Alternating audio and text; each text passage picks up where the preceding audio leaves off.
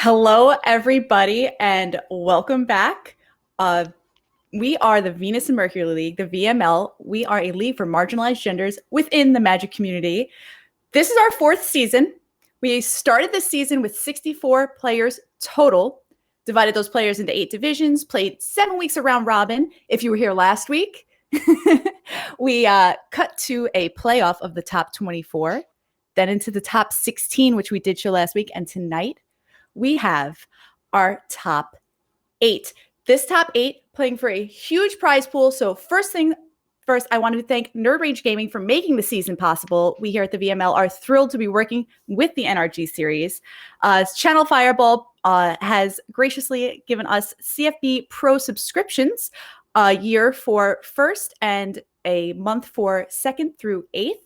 We have a $3,000 cash prize pool that's going to be divvied up between our top 16 players. But most importantly, a big thank you to Wizards of the Coast, because our champion that we are going to crown tonight live on stream, we will be sending them to the Callahan Weekend Championships later this month. But before I get too far ahead of myself, I just want to introduce myself. My name is Nicole. I'm better known as Lady of the Crease on Twitter. And I am joined by the peanut butter to my jelly, the spaghetti to my meatballs, the ruined crab to my Fable Passage, the lovely Beky Bell, also I known get as to be Becky Bear on Twitter. ruined crab? Sure. I'm so happy. I will be your ruined crab any day. Oh, that is fantastic. I am so excited for what we have in store for everybody tonight. We will be showing one top 8 match. We will be showing both of our top 4 semifinals matches, and then we will be going into a live finals here on stream. But we have a whole bunch of goodies to work in between players, interviews, and all sorts of fun stuff. So I'm super excited, and I hope you are too. Oh, yeah. Very excited. Very excited to see some of these interviews, excited to see some of these matches, and excited to see who we are sending to the Kaldheim Championships. So first things first, let's take a closer look at our top 8. It is loaded. We got a lot of VML vets here, but we have a lot of newbies here too. So each of these competitors has either won their way through the division or as a runner-up through their division or in a wild card spot, but at least had to battle last week through the round of 16. Some of them having to also battle through the round of 24. Do you want to take us through some names here, Beky? Yeah, so we actually have like a perfect 4-4 split of people who won their way into top 16, and then the other half actually won their wild card slot. So the people who won their wild card slot are Alsa White, Michaela Downs, Kabir Karam Chandani, and Rihanna Milton. They were all the people who won their extra rounds that they had to play in the wildcard division, go from top 24 to top 16. The people who had buys and went straight to top 16 are on this bottom row here: Abby Rose Gibson, Tanya Russell, Amy Daniels, and Bruns Costa. So it's really great to see all of these people and have seen all of their journeys to get here. And it's really exciting that they made it this far. And now one of these amazing players is going to be going to the Kaldheim Championships. Yes, and we will be, like I said, seeing interviews from these players throughout the night. So everybody get hype. I'm actually excited. We're going to be jumping into our we're going to take a look at a bracket first, because we want to take a look at who exactly here is playing who. For one, I know that Bruns went undefeated this entire season. So the entire season. I believe, do we have any other players that went undefeated the whole way through? I don't think so. I think the only person remaining who is undefeated is Bruns. So that's a big heads up. And this would be one of their first big finishes, their first time going to a Pro Tour-like event. So it would be really exciting for them. Yes, that's fantastic. And I know that they've also done it with the same Gruul deck every week. I had the honor of being run over by them. I believe they were my week 1, so it was a tough way to start. But you started their undefeated run. I did. I had a hand in this. Let's take a Yeah. look here. So we've got Rihanna versus Myth and Michaela at the top. So our 16 seed and our 9 seed here at the top there. Amy Daniels, our 4 seed, versus Hog Pog, our 12 seed. We have Mellie Flores, the 15th seed, against Westvale Abbey, the 7th seed. And then Bruns, our 3rd seed, versus Tanya, the 6th seed. So looking forward to watching a couple of these. I mean, I guess we'll get to watch a few of these people battle tonight. We aren't going to be able to watch more than one of these top 8 because we want to see both of our semifinals, and we want to obviously. I cannot wait for these live finals to happen. It is always exciting when this is the only live match that we get to watch the entire VML is the finals. Everything else, because we're a league style of play, we record matches that happen during the week and then we review them and commentate over recorded matches that Lady or whoever are the other casters, including Caroline, Ellie of the Vale, Hayu, and Skybills, will be going over them. And we haven't seen the matches, so we're technically live casting, but the matches are pre-recorded. However, tonight for the finals, for figuring out who's going to the Kaldheim Championships, we will be watching a live match of Magic. However, the 3 matches that we're going to watch before are pre-recorded. And I want to make a quick reference to the numbers that are aside from everyone's names. Lady so beautifully pointed out what seed everyone is, but these are references to the seed for their top 16, and whoever is the highest seed gets to be on choose whether they want to be on the play or the draw. So whoever has the highest number in these matchups is pretty relevant because you ideally get to choose the play for each of these matches. Yes, seeding definitely does matter. Yes, and it looks like only the top, players in the top 16. So that was players that either won their division or came in second in their division, made it through. Unfortunately, it looks like all of our wild cards lost out in either the top 24 or the top 16. Mm-hmm. All right. So are we ready to take a look at our first interview here? Yeah, let's get into it. All right. We're going to be watching an interview with Mellie Flores here. Let's take a look.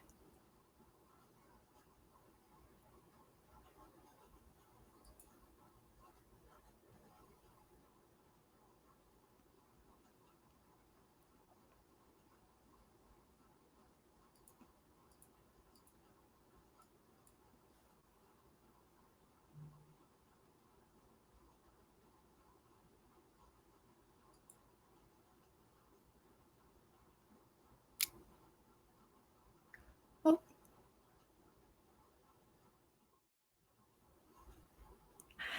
All right. We are having small technical difficulties, but again, I do want to go over our prize pool. We have it's a $3,000 cash prize pool to start with. So that is pretty fabulous. USD. We should mention that it's USD, considering we have so many people from different.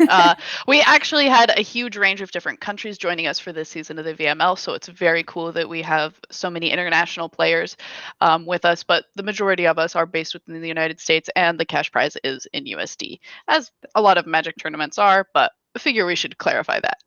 No, it's definitely a good thing to point out, especially because, like you said, we have people from marginalized genders all over the world participating in the VML. And if you are interested in participating in the VML in the future, type !join or join VML in chat to get some more info. And you can always reach out to us. We're on Twitter and Discord, so don't be shy. Don't be shy. We're all really friendly. We're great. And we're going to go back into this interview. And before we do really go back into it, I want to say thank you to Ellie of the Vale, who was able to do these interviews. She is the person on the other side conducting this interview all the interviews are pre-recorded, and a big thank you to her for putting those together. Yes, Ellie is fabulous. And then I think we're good to go into it. Yep, sorry. Join with Mellie Flores or Mellie, and congratulations on making it to top 8. How are you? Thank you. Yeah, pretty good. I'm a player from UK, as you might tell from my accent. Pretty commonly around the UK PDQ circuit, and played a bunch of GPs, usually in Europe whenever I could. And I played for Team Wales at the World Magic Cup a few years ago. Oh wow, that's awesome. So going from that to the tournament itself for the VML League, what's been your favorite moment playing in this league this season? Well, all the games have been fine. But actually, in one of my group matches, I had some awesome interactions with one of my opponents, Skybells, before and after the match, which is pretty nice. And at the moment we're in very much digital Magic, where are pretty isolated and like remote, and very much just like you play your matches and then you do whatever by yourself every time. So it's nice to have those interactions that you kind of miss from the paper scene. Yeah, a lot of people have mentioned that they really enjoy like the connecting part of the tournament, so that's really nice. So what has being a part of the VML, especially now, like you're talking about being in the digital Magic scene, like what does it mean for you to be able to participate in the VML? Yeah, I mean, it's pretty cool. Again, tying into lockdown, I've kind of not really had the most involvement with like competitive play since the paper scene kind of shut down.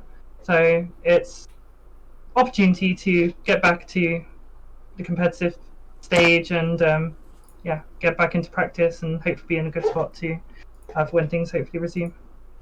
Well, awesome. Well, thank you so much for joining with us. Good luck in the rest of your tournament. Hope it goes well. Great, thank you.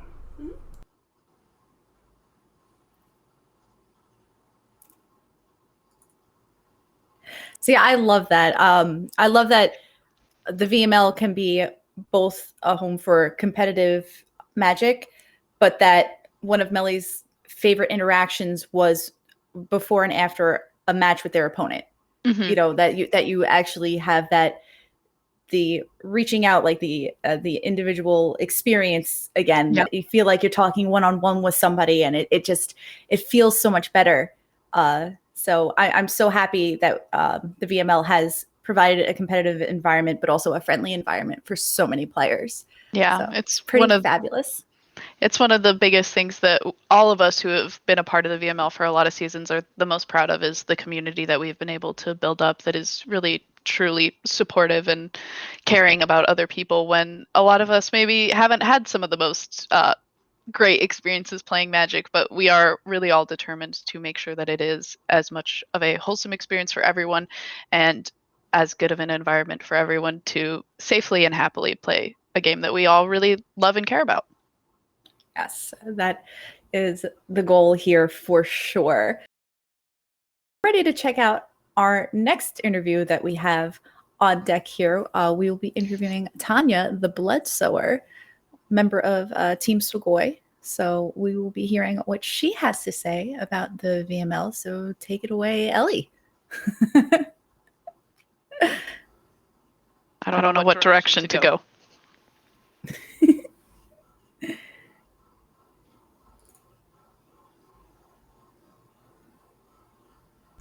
Hey everybody, welcome back to the VML Top 8 Interviews. I'm Ellie, and I'm joined by Tanya and a special guest. Who'd you bring with us?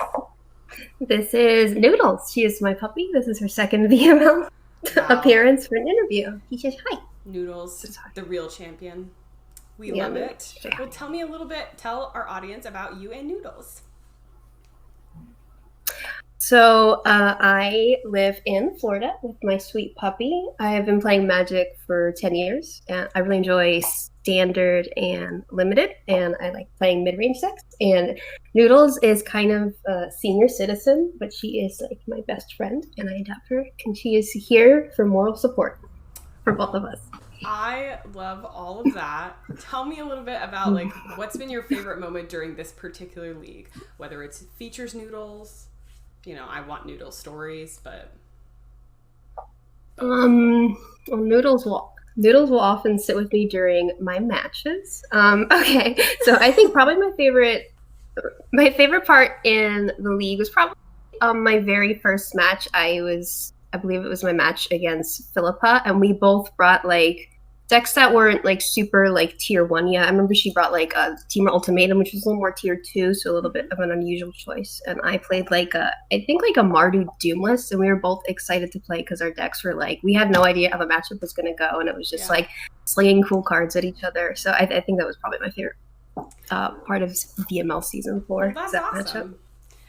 That's awesome. Tell me about what's it like being a part of the VML? Like, what's this experience meant to you being in this type of league? I think it's really great to have a tournament series that has the goal of putting somebody who is like a woman or a non-binary player like onto the pro tour, like 100% guaranteeing that. So I really enjoyed meeting new people who have that goal, who have that like competitive drive, or even who just like enjoy Magic, but I've never met them before. So it's the meeting new people and the competitive aspect. Well, that's awesome. Well, thank you for sharing that with us and sharing Precious Noodles. We hope to see you go, all the way. We're cheering for you. Good luck. Good luck in your tournament.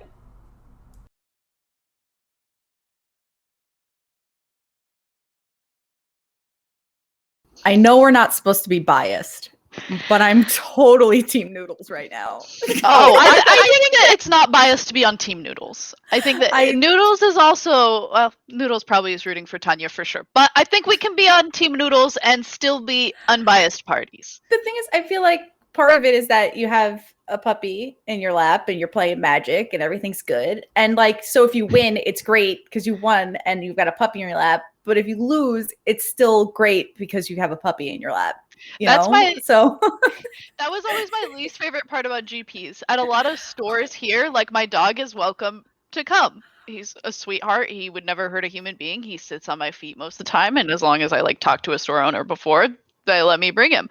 But at GPs, I can't bring my dog. I lose my biggest supporter. I lose my like huggable friend if I lose. And normally he would be here, but believe it or not, he's sitting under my feet right now. So sorry, I set up my camera so that everyone can see him, but hopefully he'll go back up in a sec. But right now he's sitting on my feet.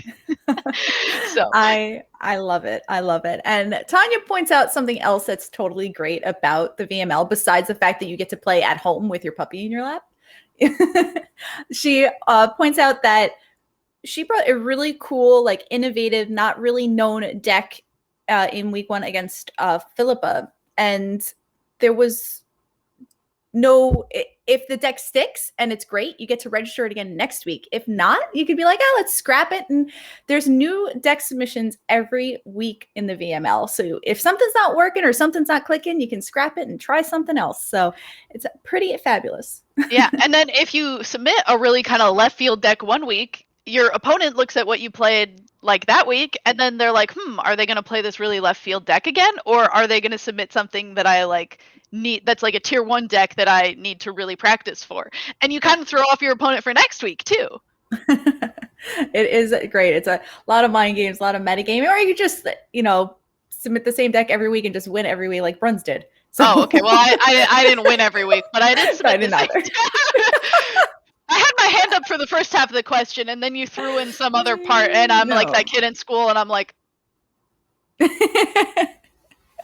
All right. So speaking of decks they submitted, let's take a look at the first match that we are going to cover tonight, which is Michaela versus Rihanna. Yeah, so, now we're really getting into it. Yes, and we are about to get into some action here, ramping up for our first match, our top 8 match, the only top 8 match we'll be covering tonight, but this is a good one. We've got Michaela Downs here at Mythic Michaela on Twitter with a Teamer Adventures deck. So ooh. I love me some Coma in the sideboard there too. Oh yeah, so many people are actually playing Coma in the sideboard, and MTG Goldfish I think is like putting them in. Usually I think that it puts them in like a CMC order, but I don't think it does all the time. But Coma is always at that spot in the corner. Always. Every time I've had to do a visual view for a deck, I don't know what their algorithm is or how they figure it out, but Coma, always in that corner. See, the only thing I don't like about Coma is that it gets, the song Karma Chameleon? Yeah. So I just do the Coma, Chameleon. And then it's stuck in my head for the rest of the night. So now that I've done it to myself, it's in my head, so it has to be in all of your heads too. Yeah, so. For the rest of the night. I don't know that we'll see this one in this matchup, but we'll take a look at everything else that's going on here. I see one Spike Field Hazard in the deck because Shatter Skull Smashing cannot be played with the Obashes hanging out there in the companion slot, but mostly just the Teamer Ramp, Teamer Adventures deck, whatever you'd like to call it, looks pretty good to me. The new additions of All Runs Epiphany and saw it coming in the main deck as well as the Gold Ramp Dragons. Gold Ramp Dragon, yep. It's interesting to see how this deck has moved away from the Ultimatum and moved into things like Alrund's Epiphany, not Arland. Arland's. We'll get it. And just like kind of attacking from a different way, saying if I take turns, then all my creatures get to do these big things over and over again, and not really doing the same. Okay, I'm going to cast this big spell and hope that it puts some permanents into play, but if it doesn't, I don't know. So it's just a different way to be approaching how this deck works, and it's cool to see how that it is transformed with a new set release. Yes, it definitely is. And let's take a look at Michaela's opponent tonight. We have Rihanna on a very straightforward mono red build. Oh, yeah. I see the title of Rihanna's deck in MTG Goldfish, from where we go, and you can, like, if you go to Aspirant CCG and go to this season and you click on playoffs, you can click on everyone and see their deck lists in case you can't make out these super well. That's how you would find these deck lists. And I believe the title of Rihanna's deck is I Trust in Sandy Dog's 60 and I'm Trusting My Gut for the sideboard 15. Yes. And I like that a lot. I like that you're kind of taking a little bit of initiative in a way that is like, okay, this is what I think that my opponent is going to play. Because sometimes when you have seen what your opponent is going to play, you're like, okay, this is a nice generic sideboard that maybe someone like Sandy Dog has created, but it doesn't have all the cards that I really need to beat the deck that I'm pretty sure I'm going to play against, or the style of deck that I've seen my opponent play previously. So I'm going to throw in these cards that are kind of trusting Rihanna's gut, and that's what's in this sideboard 15. They may not be the best things to take into, say, the MTGA ladder, but it's what Rihanna thinks is going to do the most against what she thought Michaela was going to be playing. Yes, and it's important, to get through that. Got to get through the round of 8 to get to the round of 4, and so on and so forth. Yep, exactly. It's definitely the red deck is powerful for Embercleave. We're seeing that a Goldspan Dragon of her own, the Torbrand Thane of Redfell. So Rihanna definitely knows what she is doing here. Rihanna, you can find on Twitter, by the way, at Ring Ding Dingo, which is, I think, one of my favorite Twitter names ever. I think she is from Australia, so it's a pretty sweet. And I'm ready to get into this match. Yeah, I'm ready to see how this pans out. We'll see. So mono red and a lot of aggro decks were previously killed by a lot of the adventure cards. The ability to just like get a ton of 2-for-1s and these like really good creatures like the giant, Bone Crusher Giant, just like made it way too hard for the red deck to actually function and actually get off being as aggressive as they needed to be, which kind of led to this huge rise in mid-range. And hopefully now with the addition of the snow-covered lands and the snow-covered spells that are really allowing for some extra value for this mono red deck to just pull out of just playing a different kind of basic land, are going to be enough for this aggressive deck to take over the adventure titan. Yes. And we will see an Edgewall Innkeeper. Now we are watching from Michaela's side, so that is the Teamer deck on the bottom, and Rihanna, the mono red player, will be playing on the top of your screen here. We see an Edgewall Innkeeper and a Fireblade Charger. Edgewall Innkeeper getting in with no blocks from the Fireblade Charger there too. We'll see a Heart's Desire, make a little princess token, and a Passed Back, but it doesn't look like Rihanna has a second land here. Oh, yeah, that's always one of the prices that you pay for these aggressive decks. To play an aggressive deck, you've got to have a low curve and you're playing less lands to make sure that you draw action early. But sometimes if you don't find lands, you can't make those early actions. We can't play one of these 3 Robber of the Riches that we have sitting in our hand. And we're going to go ahead and just use a Frostbite to take care of Edgewall Innkeeper and hopefully hope that our opponent doesn't draw any lands either. Usually when you see somebody play a Fabled Passage before turn 4, you're like, okay, maybe you just like have no other choices or all your other lands are tap lands, and hopefully it will be slow enough that I can catch up. Yes, and we see that unfortunately is not the case, as Michaela has a third land in hand and a fourth land if she wants it to be in Spikefield Hazard with a replacement Edgewell Innkeeper in hand, but decides just to play the 5/5 that clogs up the battlefield pretty good against these mono red decks, I would think, right? I don't know if I would even call it a clog. A clog insinuates that it can be kind of easily fixed, like plumbers exist, so on and so forth.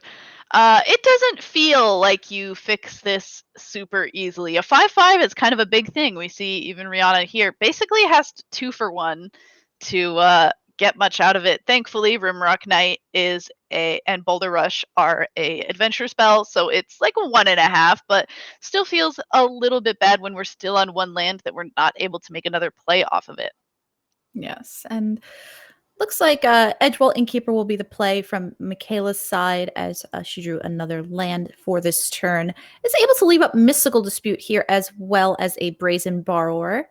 And it looks like the second land will be drawn on Rihanna's side and Robber the Rich #1 being cast here. What are your thoughts? I think if you're Michaela, you're looking at the spells that you have in your hand, and this Mystical Dispute can certainly wait.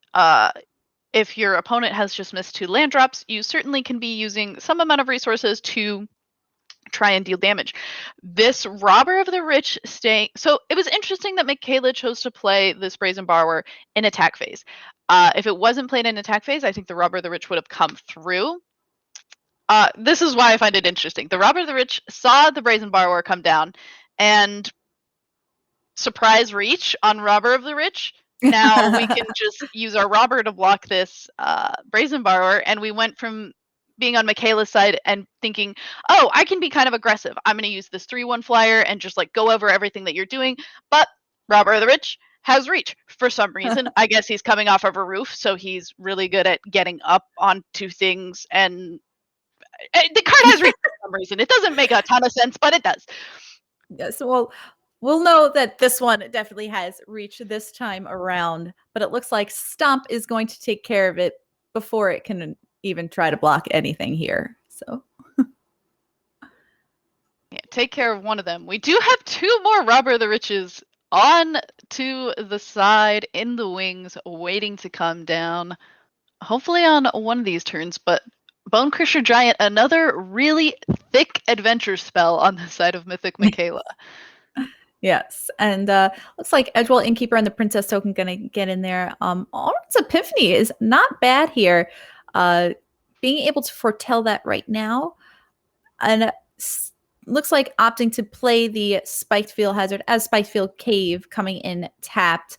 That card usually pretty good against the mono red decks, but Michaela probably not feeling like she needs another removal spell at this point. Yeah, probably not, but it's also not the worst. I would be mostly happy to have seen another Lovestruck Beast. I think that Lovestruck Beast, one of the best cards against an aggro deck, a 3-mana 5/5 that can block. Yes, please. That is always going to be a great spell against any kind of aggro deck. Well, it looks like the Great Henge was the draw here, which allows Michaela to be able to play that and the big old 5/5 in the same turn if she so desires. And gain 2 life. You can gain 2 life every single one of your turns if you want to, which is also going to make it really hard for this red deck to continue pushing through damage. Yes. Confident enough. Bonecrusher going to get into the red zone there, bringing Rihanna down to 11. Lovestruck Beast coming down. No princess from that Lovestruck Beast this time around. Going to draw a Triome and play that land tapped. Plenty of lands here. An Alrund's Epiphany and an Obosh also, both waiting in the wings. We've got Land and Mystical Dispute in hand. Here comes Robber the Rich #3. See if this one will be able to get across. I don't think that we want to attack our... maybe we do want to attack our Robber into this Lovestruck Beast. Well, with a Frostbite in hand. With a Frostbite in hand, as well as the Boulder Rush and the extra damage from Torbrand, this Robber the Rich would be able to take out the Lovestruck Beast. but it looks like we are choosing to hold it back instead. This Frostbite starting to look like it's going to deal a whole lot of damage with Torbrand in play. But it looks like we will perhaps start with this Alrund's Epiphany on the side of Michaela. Thinking about it. Flirting with it, and it looks like that will be the play here. Alrund's Epiphany from Mythic Michaela. We'll get 2 1/1 bird tokens. Where it looks like adding Obosh to the hand might be on the docket here. It might be a post-combat kind of play. It looks like the 6/6 Love Struck Beast and the 4/3 Bone Crusher Giant both going to get into the red zone here. Robber of the Rich going to jump in front of the 6/6 Love Struck Beast. And here comes that Pump Boulder Rush on the Robber of the Rich, which should be enough to take care of Love Struck Beast here. Michaela being very disciplined with this Mystical Dispute that's in hand. It's But very impressive. Rihanna is at 7, and Michaela has another turn coming up with a Goldspan Dragon and Obosh both in hand, and is able to play both of them. Ooh. That sounds like a lot of damage to me. Thankfully, these birds are even. Yes. Oh, it looks like Frostbite will attempt to take care of the Obosh. Let's see if Michaela will let that resolve. It will. Draw an island off of the Great Henge trigger and follow it up with a Goldspan Dragon. And it looks like that is going to be lethal by all accounts, even with just the flyers. But for safekeeping, we're going to send in everybody. Yes. And it looks like that will do it for game number 1. Michaela takes it down. So we have 1-0. Michaela on top here. Let's look at our sideboards. Michaela has a Red Cap Melee, 2 Cloythus, God of Destiny, Mystical Dispute, 2 Phoenix of Ash, 3 Soul Seer, 3 Elder Gargaroth, 1 Ox of Agonis, and 1 Coma Cosmos Serpent. No, Coma Chameleon. You got to commit to the bit now. I'm glad that you did it. I got you. Yeah, let's throw in some of these spells that gain us some life. I wouldn't be surprised to see if this Clothis came in, perhaps one of these escape creatures, so that we have a little bit of redundancy.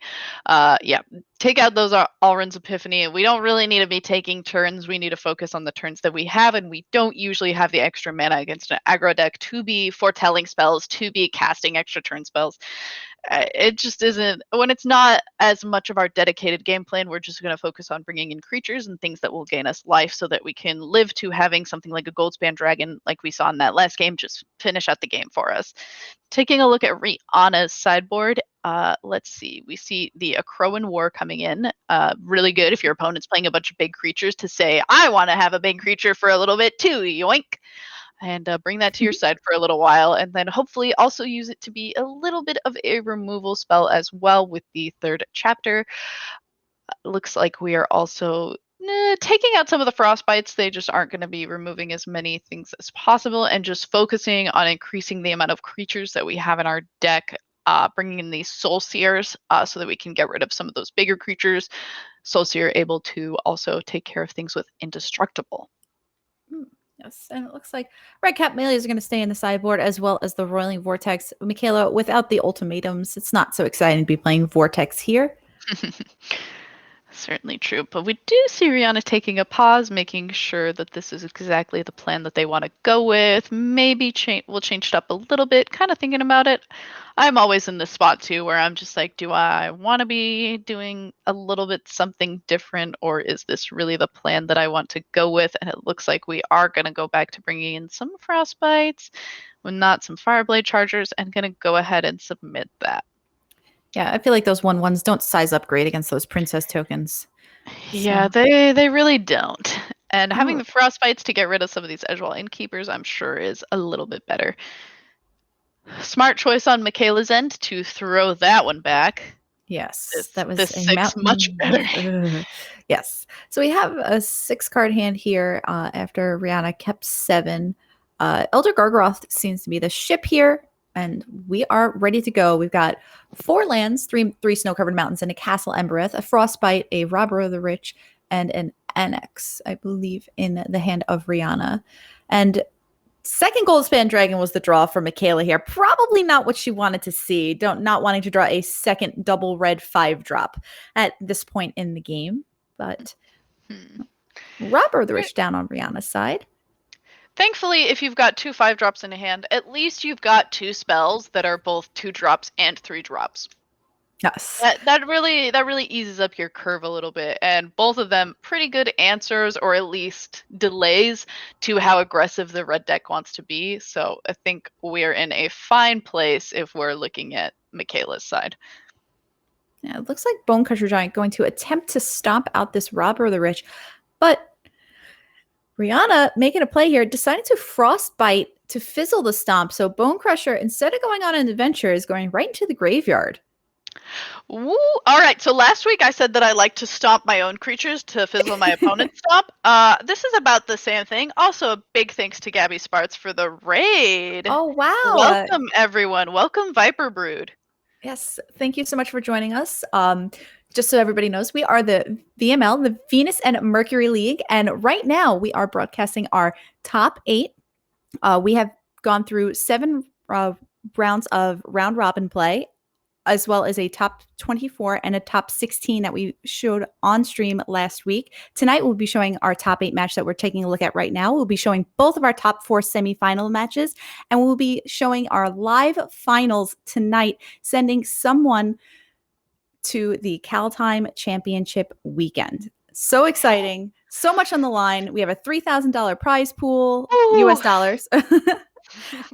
Channel Fireball Pro subscriptions. Big thanks to NRG Games for making this possible. And Nerd Rage Gaming, we love you. Very much. Thank you so much to everyone who is watching. Thank you so much to everyone who has sponsored and helped us along this journey. One of our top 8 players is going to the Kaldheim Championships. However, the rest of our players have not lost. They will be qualifying for Kaldheim Championship weekend, where you can play to qualify for the Kaldheim Championships. It's basically the same as getting Mythic Top. They're going to be playing in the Strixhaven qualifier weekend. Sorry, Strixhaven. No, it's My okay. bad. It lined up poorly. I forgot about that. It was too close. Yeah, we were giving wizards headaches. Yeah. But you will be all of our top 8 players are getting an invite to the Strixhaven qualifier weekend. So for this next set of Mythic Top 1200, they will not have to worry. They can just chill. They're already qualified for it. However, they can test their heart's content for that qualifying weekend. Ooh, and now we're having a real big smash fest here. Torbrand the draw on Rihanna's side. We've got both players with huge boom booms in play, and yeah, Torbrand a good draw on Rihanna's side. That lethal? We are looking at. Ooh, it's not quite lethal. I don't believe it. As much as it pumps. Annex, but it looks like Annex is choosing to bump the Annex back to hand rather than the Torbrand here. I do believe that is very smart, because that will force the block with the Torbrand if we are able to throw enough power into play this turn. Very big that Goldspan Dragon's ability to have a treasure sacrifice for 2 mana is able to keep us from dropping to too low of a life total. We all have been there. We've all played against a bird or an aggressive deck, been at 1 life and been like, please, not today. Mythic Michaela saying, definitely not today. I don't want nothing to do with it. And just gonna go in with all of these 4 power creatures. Torbrand forced to block here, and Mythic Michaela is in a great spot right now. I'm gonna go ahead. It looks like crack. Let's see if we can cast this 1/1 and the 5/5. Make some. Oh, we certainly can, and we certainly have a lot of extra mana to do so now that we have 2 Goldspan Dragons in play. You know, gotta love it. Yes. All right, so now we're gumming up the battlefield again. Gumming, I don't know. Love Struck Beast just blocking everything. The big 5/5 body, hard to get around or through. You can go over it, but yeah, that's about the only thing you can do. And there aren't a ton of flyers on the side of mono red, and it looks like, again, not a ton of flyers, not a ton of things with reach. So I think that these Goldspan Dragons are going to take care of this game for Mythic Michaela. It looks like it. So Mythic Michaela going to be moving on to our top 4. We will be watching Mythic Michaela's top 4 match later on in this stream. That was quite a match. Those gold ramp dragons really showing what they're good for, you know? Yeah, it turns out 5-mana 4/4 flyers with haste are pretty good. I don't know if y'all saw Glorybringer. Kind of was foretelling that stat line's pretty good. Mm-hmm. So, for those of you who are just joining us, we are sprinkling our night with little interviews from our top 8 here, done by the wonderful Ellie of the Vale. So big ups to Ellie for taking care of all the interviews and getting with all of our top 8 players. She is absolutely fantastic. Make sure you give her a follow on Twitter, Ellie of the Vale. So let's look at our next interview. We have Amy, who is Lefty Lucy on Twitter. Also another favorite Twitter handle of mine. So tell me you still do the Lefty Lucy righty tighty thing, because I can't function without that. But I feel like it's not true so often. What? Yeah, I feel like there's some amount of things that either I just don't know my directions, which is totally possible, or some things are just not actually righty tighty lefty loosey, and they're just there to bother me. See, I can't because I can't remember. They'll be like, "Oh, is it counterclockwise or clockwise?" I'm like, "Lefty loosey." We all figure it out some way, so I don't know. Whatever helps you remember and helps you get through the day, do what you gotta do. All right, so let's take a look at Amy's interview with Ellie. We'll be right back with that. Hey everybody, welcome back to the VML Top 8 Interviews. My name is Ellie and I'm joined by Amy. Amy, congratulations on your top 8. Why don't you tell us a little bit about yourself? Hi everybody, I'm Amy. This is my first competitive event. I've only been playing Magic for about a year, so I'm really stoked to be the VML. Primarily a standard EDH player. And just really happy to be here. Well, that's awesome. So tell me, what's been your favorite moment from the tournament so far? Definitely getting to show off some of my little off-meta brews. I played Sultai Ultimatum before call time in games 1 and 3, so that was a lot of fun. Oh, that's awesome. That's awesome. So tell us what being a part of the VML means for you. It's actually it means a lot to me personally. Like I said, it's my first competitive event. My fiance Annabelius was the runner-up last year.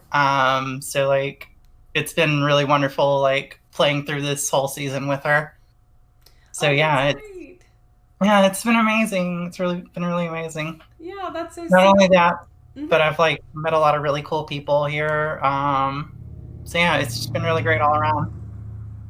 All right. Well, I am so glad that you've had such a great experience and you've done great, just especially for playing for as long as you have. So congratulations again. I wish you the best in your top 8. Thank you so much.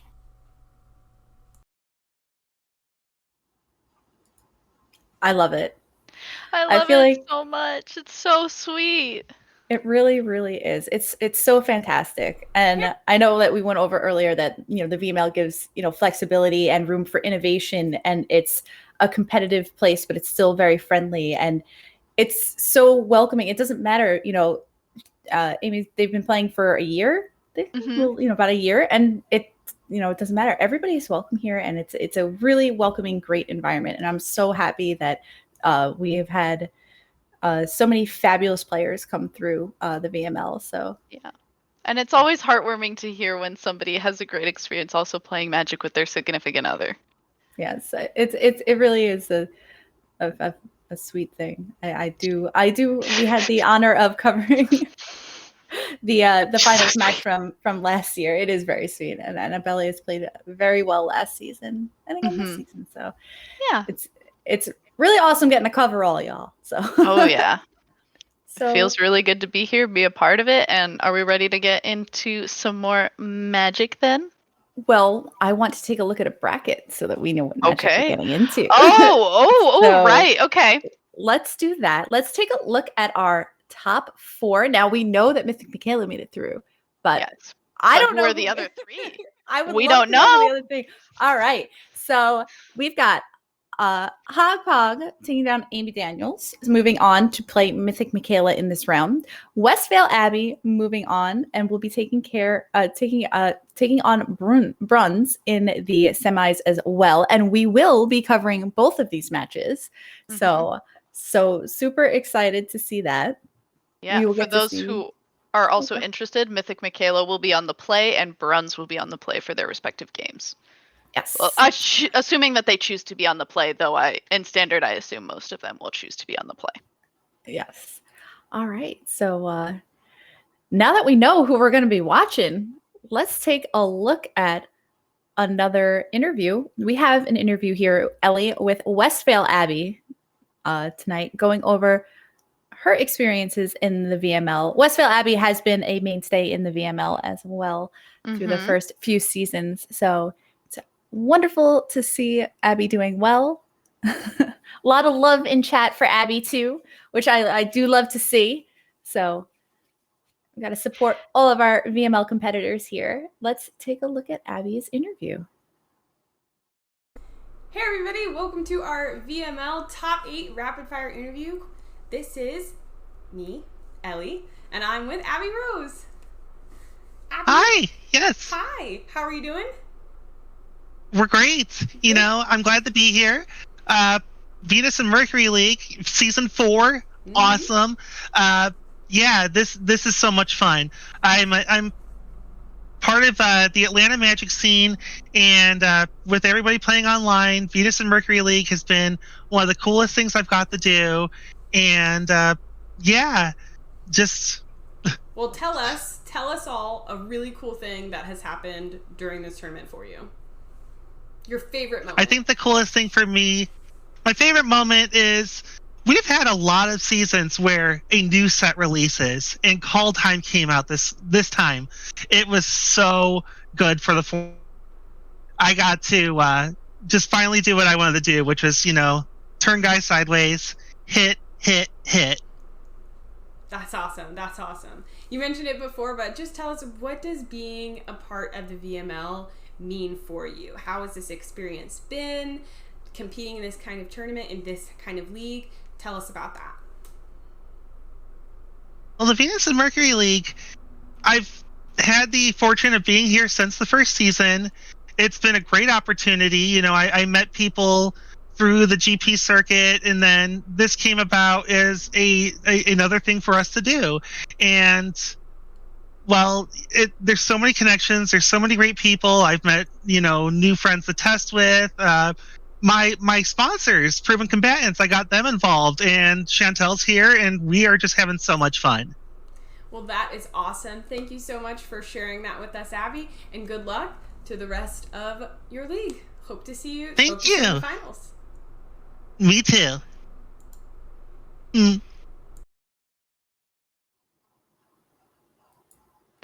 Oh, awesome. And now we get to go right into Abby Rose Gibson's slide. Get to look at what they will be playing tonight very soon. We will get to see their match. I'm very excited. I don't know why I'm talking like a supervillain, but I am. I like it. I think you should hold on to it. Okay. You have to do the whole deck tech now, talking like that, though. So this is a very interesting deck. We've been seeing quite a bit of Naya aggressive strategies since the release of Kaldheim because of Showdown of the Skalds.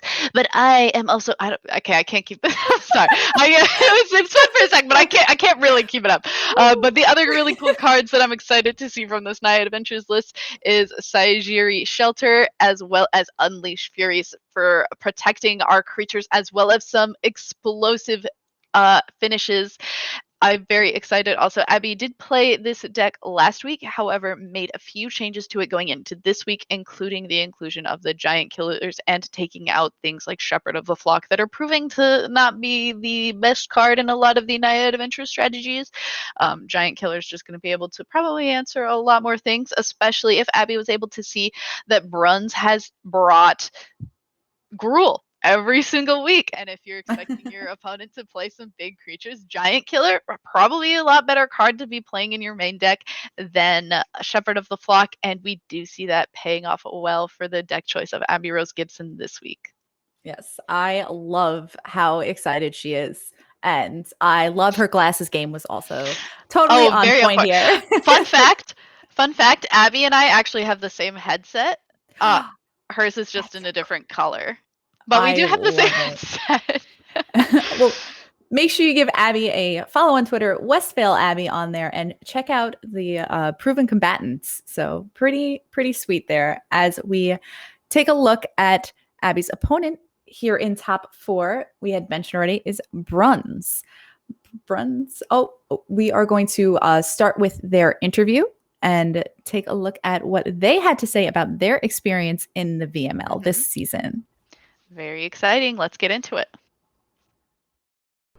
Hey everybody, welcome back to the VML Top 8 interviews. I'm Ellie and I'm joined with Bruns. Bruns, congratulations on your top 8. Tell us a little bit about yourself. Hi, thanks. Well, my name is Bruns Costa. I'm an MD from Brasilia, Brazil. And in the VML, I've been writing with Gruul since day one. Oh my goodness, love to hear a fellow Gruul player. Okay, tell me about one of your favorite moments from the tournament. It has to be winning my top 16 match. So it was my first top 8 outside of my LGS. So that was really exciting and it felt really good. Awesome. Well, tell me what does what does it mean to you to be able to participate in a league like the VML? It means so much. I was watching coverage the other day, and to hear people refer to me as they without hesitation, without awkwardness, it was really meaningful, and it meant a lot to me. So that was really cool. I think I actually covered you. I think it was me and Caroline. It's possible. I think top 16. Yeah. Yeah. I think so. Well, thank you so much for participating and joining us, giving us your time. Good luck in the rest of your tournament. I really hope you do well. Thanks. You guys are doing amazing work. Thanks.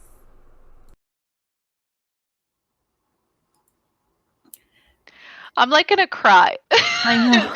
Some of these interviews are like really hard because like we've all been there. I think we've all had situations where we've either struggled to have our gender correctly realized, a friend's, something like that, and it's very cool. And I love hearing that it makes somebody feel that much more happy and that much more included, that we are doing these things, taking these steps to make sure that they feel included, and knowing that that's paying off means a lot to me, and I'm sure it means a lot to the other people who are also part of the VML. Yes, we are an inclusive and very open organization. We are meant for competitive Magic players of marginalized genders, but we welcome everyone. So we also welcome Bruns' cat. Oh my gosh, very adorable. When I was editing the slides, I was like, the cat has to be in here. I love them. I know nothing about them. I love them. Just like the same way that I love Noodles and I'm on Team Noodles. I don't know the name of Bruns' cat, but I'm on their team. I support them very much. If you have an animal, I would give my life for them. So, I mean, okay, is it Noodles or Bruns' cat? I can't choose between them. I'm on both teams. The answer is both. So okay, good. Because I am for both of them. So it's also very cool to hear of Bruns, another player that has not played a lot outside of an LGS situation, and this is one of their first big tournaments that they've been a part of, a top 8, and this is like one of their first big finishes in a tournament. So very awesome to see that also, and them being a part of our league and a part of our group, and so great to have you, Bruns, and everyone else. Yes. And of course, we're seeing them bring Gruul again. Bruns brought the tried and true Gruul deck here. Gruul Adventures, pretty straightforward. We have the Arnie Broken Brows, Broken Brows, and the Goldspan Dragons, new from Call Time. So maybe not exact deck that they had registered in week 1, but but a little still bit feel like different. It is very cool to see the inclusion of Arnie. Kind of just like throw in some newer creatures. Usually when things happen, like there's like automatic inclusions. Like everyone read Goldspan Dragon and they were like, okay, every aggressive or mid-range deck, slide that card in there. If it plays red, it's also playing Goldspan Dragon. But it's cool to see a card that maybe isn't as known by a lot of players and see it get played and put into decks. So I'm very excited to see this matchup and how it goes, and very excited to see who's going to the finals. Yeah, all right. So let's get into it. We have Abby on Naya Adventures and then Bruns on Gruul Adventures. We're going to be watching from Abby's side here on the bottom. So Naya will be on the bottom, and your Gruul Adventures deck, piloted by Bruns, will be on the top of your screen.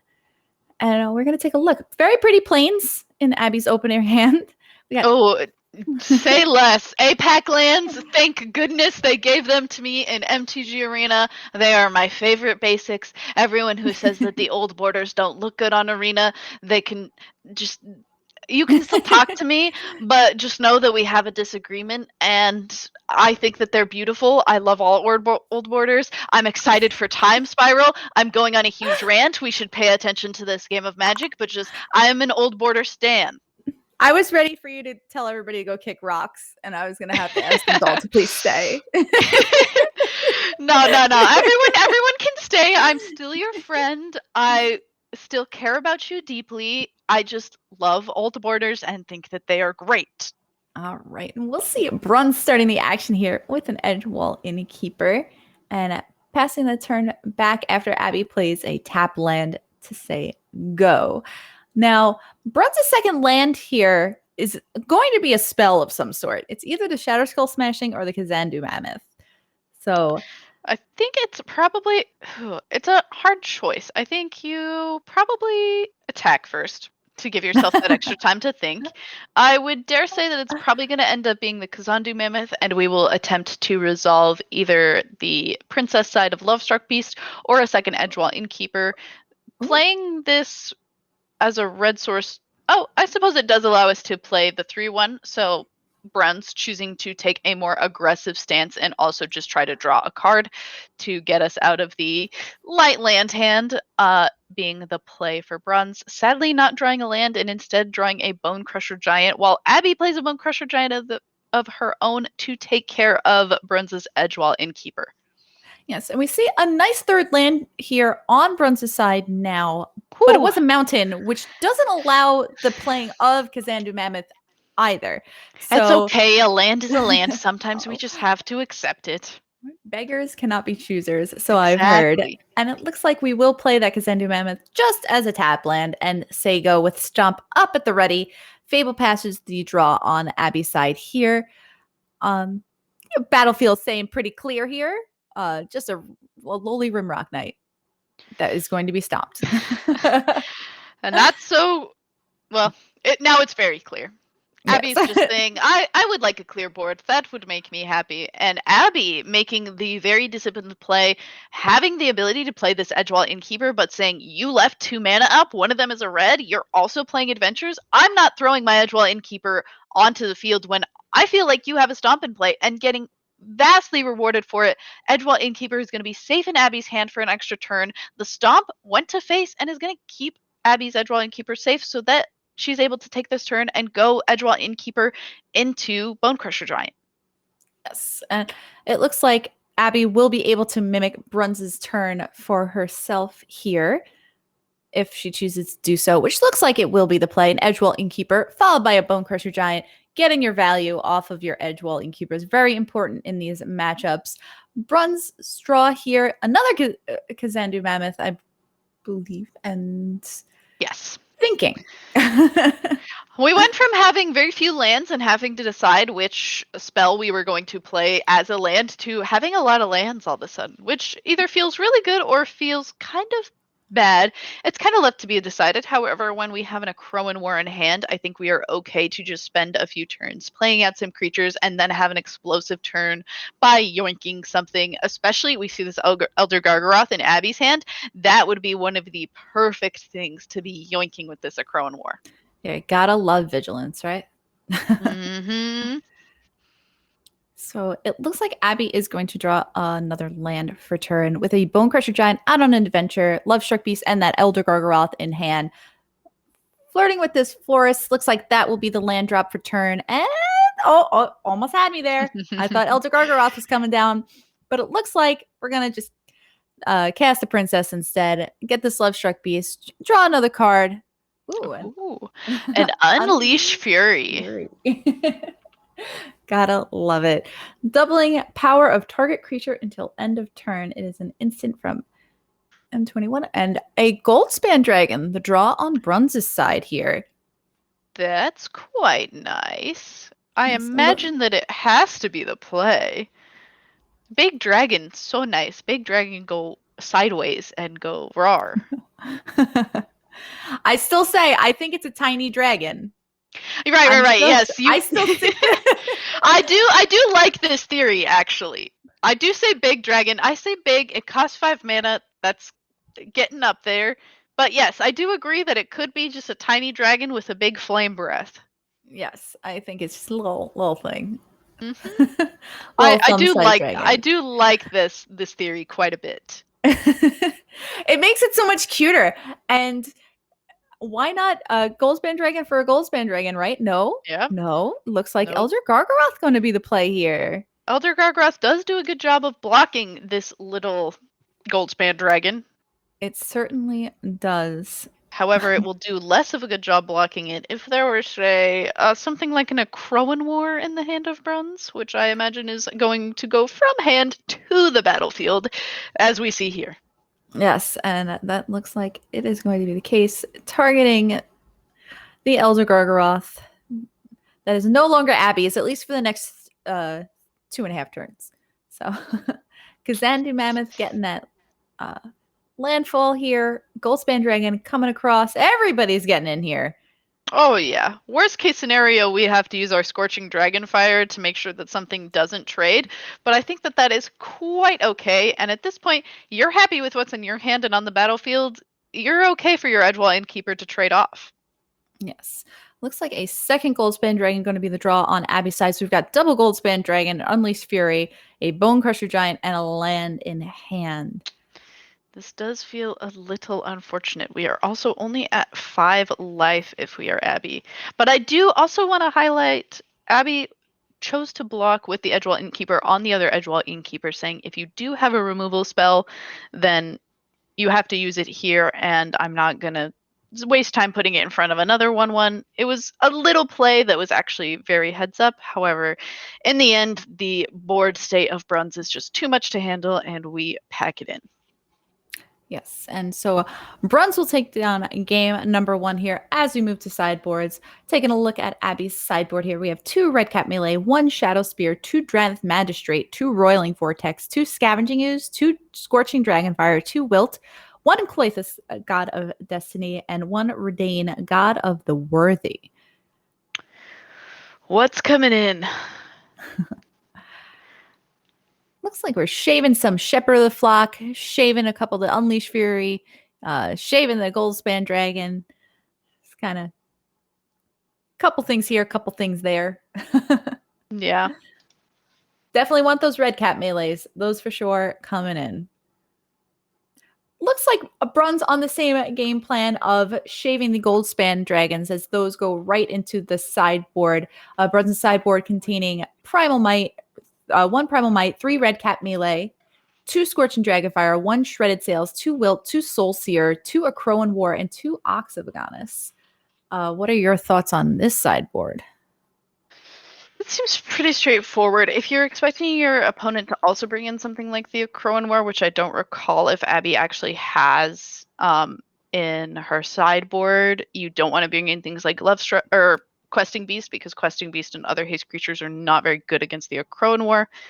As we see, some Brushfire Elementals came out. They're also just not super great until some of the adventure creatures that are very big.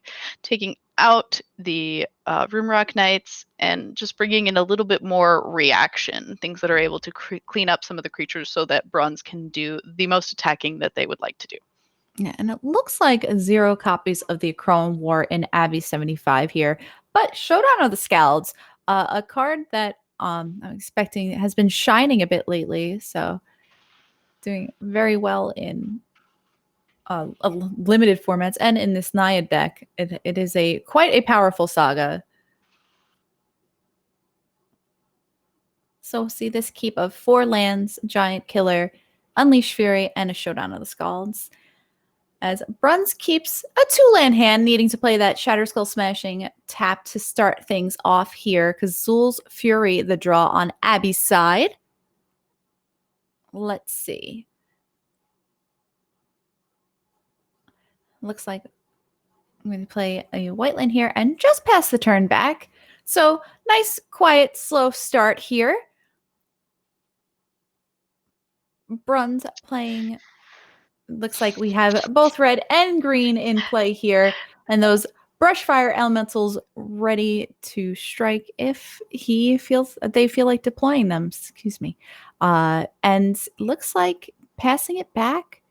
No play here. It always feels awkward in these matchups where both people are playing Bone Crusher Giant. It feels so weird when you're like, I don't want to play my creature into a very cheap, very good removal spell, which I imagine is exactly what Bruns is thinking about. And also awkward when you're Bruns and you took out some amount of Brushfire Elementals, and then you draw the other 2 and you're like, man, I shaved some of these and now I also drew them. This is a little bit rough, but hopefully they will be able to do a little bit of work for Bruns on that side of the field. At least they cannot be blocked by this 1/1 that is in play for Abby. Yes, it looks like Brushfire Elemental will be the play with the landfall follow-up. Perhaps not wanting to just play them as a 1/1 and keep options open here. Looks like the Brushfire Elemental will get through, as it cannot be blocked, as you said. 3 damage, bringing Abby down to 17. And a Princess token will be the end of Bruns' turn there. Bone Crusher Giant, the draw on Abby's side. So perhaps what Bruns had been afraid of earlier wasn't actually in Abby's hand until just right now anyway.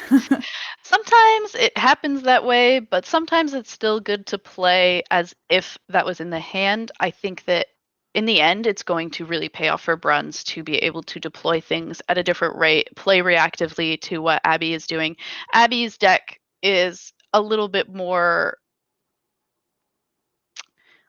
It's moving at a different pace than Bruns' deck. And Bruns has so many things that they can be doing in their deck, and basically has an answer and a way to do any amount of different speeds that they're saying, I'm going to see how you're going to play this game, and I'm going to react because I have the power with what is in my hand to do so. Yes, and well, it looks like Brun's going to play the Arnie Broken Brow here. So nice size 3/3, can't be stomped. And the 1/1s are going to trade Princess token for Princess token, but Arnie will get in, bringing Abby down to 14. Brun's still a healthy 20 life. Abby making her 5th land drop here. Scorching Dragonfire looks to be the play to take care of that Arnie, followed up by a Bone Crusher Giant here. So a little bit of board presence on Abby's side before passing the turn back. Brun's drawing a Mountain for turn. A fistful of spells here. We got a Brushfire Elemental, Double Crone War, Bone Crusher Giant, Lovestruck Beast. Looks like we're going to start with an Edgewall Innkeeper, though. Play that Lovestruck Beast, draw a card off of that. A second Bone Crusher Giant for Bruns here. As we pass the turn back, Abby draws Goldspan Dragon.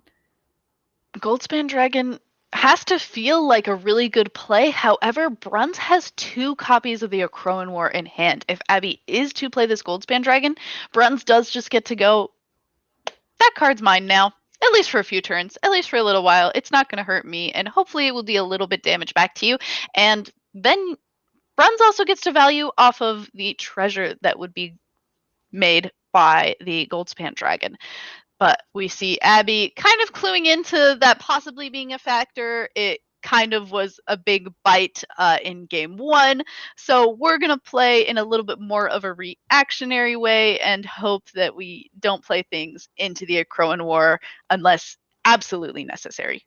No, absolutely. You are 100% correct. So, looks like you got a couple things, waiting in the wings here. Very patient game, I believe, from both sides here, as Bruns draws a Kazandu Mammoth for turn, and be interesting to see what they decide to do here. Like I said, fistful of spells, but when you're working with only 4 mana, it's hard to decide, what to end up doing here. At what point would you rather play Mammoth as a land than as a spell? Especially because you have no other lands to give it landfall guaranteed for the future turns. Mm-hmm. Looks like Brushfire Elemental will start things off for us here. And it looks like the Mammoth will come in as a land to pump that Brushfire Elemental. So we've got a 3/3, and Edgewell Innkeeper not going to get in. This is one of the situations where Bruns has played Gruul since the very start. Bruns obviously is very comfortable with this deck. Bruns has obviously played this deck against all sorts of other decks, and their decisions are based on that experience. So we're seeing this Ezreal Innkeeper stay back, and that is likely because they've played a similar situation to this at some point, either in this league or in just their general testing of the deck. So it is really fascinating to watch how they choose to make these decisions and how they're navigating this matchup, how patient they're being, how they're choosing to use their spells, how they're choosing to use their land spells, and like playing the Kazandu Mammoth there and attacking with a slightly puffed Brushfire Elemental. And it's just really fascinating to see everything that I would have thought about how I would play this matchup be completely different from how these players are playing it. No, for sure. Doing reps with the deck, definitely being familiar with the deck is on another level. So definitely you get to see choices that you wouldn't normally see just picking a deck up here. So you have to trust experience sometimes, for sure.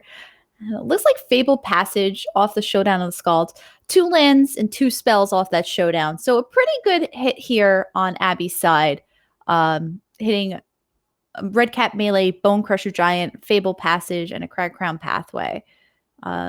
Looks like the path is clear for Bone Crusher Giant to get through, bringing Bruns down to 12. And Giant Killer going to be the follow-up play, which will be stopped at end of turn by Bruns, who will draw another Kazandu Mammoth here.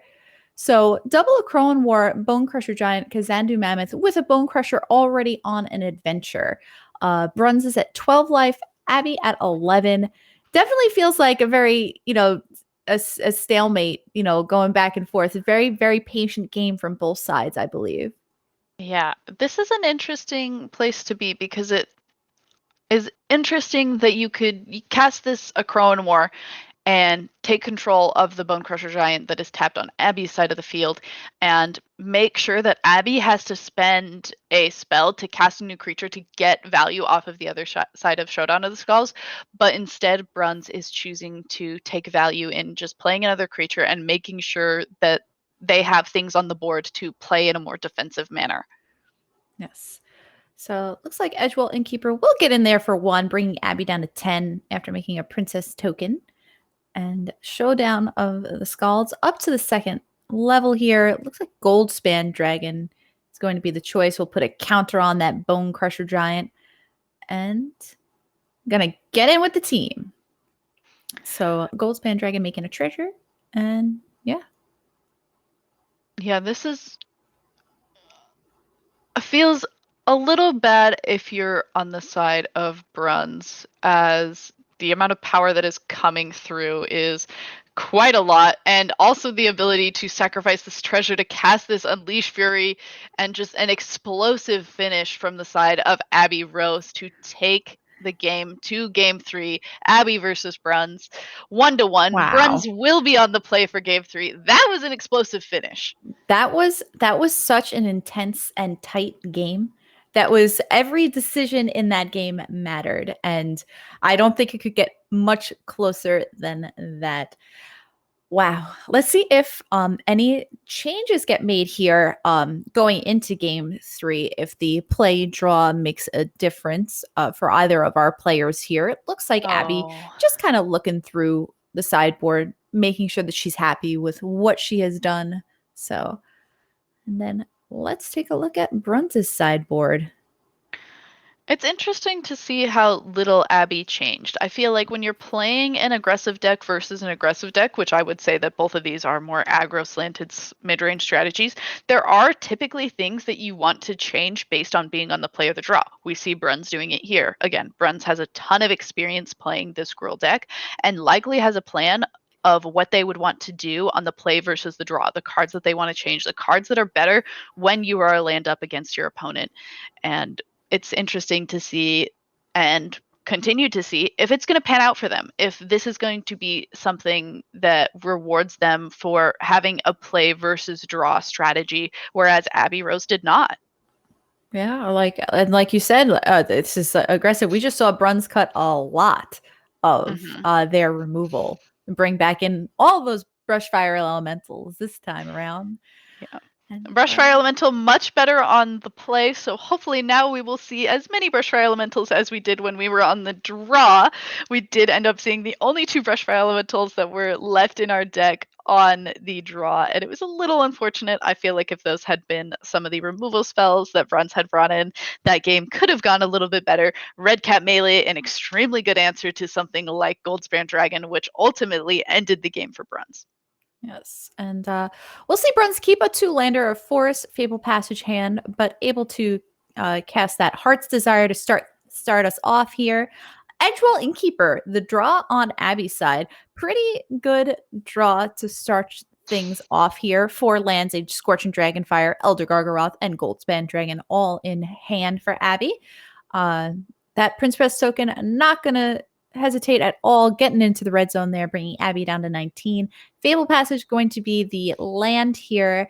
After drawing a Goldspan Dragon for turn, not what Bruns wanted to see on the top of their deck, I am sure. Needing a 3rd land drop here pretty desperately, we see Abby draw a my goodness, Sejiri Shelter. Yes. Sejiri Shelter for turn. That's how I've been saying it. I could completely be wrong. I've been wrong about pronouncing cards before, but if anyone has the proper pronunciation, I am happy to hear it. You just have to say it confidently. Yeah. If you say it confidently enough, it just is the pronunciation. Oh, but I have certainly said things completely wrong with extreme confidence, and I would like to try and say things as correctly as possible, but it is for sure. It is almost humorous sometimes how a lot of us Magic players will think that we have the correct name for something, and then so many of us are convinced of a name, but it is also just like completely wrong, and your like entire group of people that you play Magic with are like, "Oh, that's not the name? That was wrong?" Oops. It's like, Speaking of, Bruns still not drawing that 3rd land here, but drawing a Bone Crusher Giant. So at least something to take care of that Edgewell Innkeeper to keep Abby from getting too much card advantage here. Fire Prophecy going to be the draw on Abby's side before passing the turn back. Brushfire Elemental going to be the draw for Bruns this time around. So at least a castable spell. I would also like to highlight that Bruns chose to use that stomp on the start of Abby's turn. Doing it in the upkeep is a very great way of saying, if you want to use something to fizzle my Bone Crusher Giant, it is wasting your entire turn. If you are going to draw something that you could play this turn, you will not be able to do it. So waiting to do it until Abby Rose's upkeep was extremely smart and a great play from Bruns. No, I like that a lot. A 2nd Goldspan Dragon drawing for Bruns here. Looks like we're going to cast another Heart's Desire off this Lovestruck Beast and just pass the turn back. Abby getting up there with the 5th and 6th lands in hand, a Wilt, a Fire Prophecy. Oh, yikes. Elder Gargaroth coming down. No fear of a Crowan War this time around. Edgewell Innkeeper, the draw on Bruns' side. Yikes. You hate to see it. Where is that 3rd land drop? Yeah, this is never what you want to see at this point in your tournament when you just so much is on the line and you just can't seem to find your other land drops. It's, and the vigilance, reach, trample. So it's Yeah, pretty that's painful. Those and princesses are not doing much. Followed up by a Goldspan Dragon bronze, And signaling the good game. What a that- heartbreaking way to go. But for Abby is moving on to the VML finals that we will be showing live on stream later on tonight after our second top 4 match. So super excited for that. Cannot wait. But a very good game to bronze. Congratulations. Great season. A fantastic Great season. job.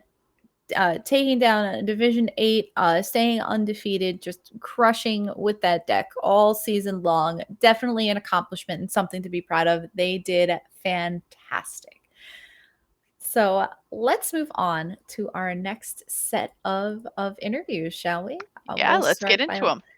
Let's start by looking at now the next matchup we're going to be taking a look at is Michaela versus Hogpog. We'll be taking a look at Michaela's interview first here. So let's take it away, Ellie. Hey everybody, welcome back to our VML Top 8 Rapid Fire Interviews. I'm Ellie and I'm joined with Michaela, also known as Mythic Michaela. Michaela, tell us how you're doing. Hey, I'm good. Awesome. Tell people a little bit about yourself. Yeah, so my name's Michaela. I'm from Omaha, Nebraska. I started playing Magic back in high school, like around 2006. And this week I'm playing Teamer Adventures. Awesome. Well, tell us a little bit about what's your favorite moments in the tournament. I know it's been a long couple weeks, 8 weeks, 6 weeks. How many weeks? Doesn't matter. It's March. Time hasn't been. tell us a bit about the tournament. Yeah, so in general, kind of big picture, just being able to test and connect with people has been really great all season. But kind of one of my favorite moments of the season was there was one week I just did not know which deck list to submit. I think it was the second to last week of the season, and finally I was just like, I'm just gonna go look at what my opponent played the week prior, and I'll probably just register that. And I just registered that exact 75, and it worked. Awesome, amazing. We love to hear it. You mentioned connecting with people. Well, how has your experience been in the VML? Like, what has it meant for you to be in this type of league and to be able to connect with the people that you've connected with? Oh, it's so great. Like I said, I've been playing Magic since like 2006, 2007, and there's been a lot of times, even up to this day, the local PTQ scene is still, I'm the only woman there a lot of times. So just to have a lot more people who maybe have more similar experiences to me to be able to collaborate with and chat with has been really awesome. And just it's a really supportive group, and everyone's cheering for each other, and it's really cool to see like all the little testing teams that come together through all of it too. Well, that's super awesome. I'm glad you've been able to have such a positive experience, and congratulations on being in the top 8. Thank you. Thank you for joining us. Everybody, we'll see you next time.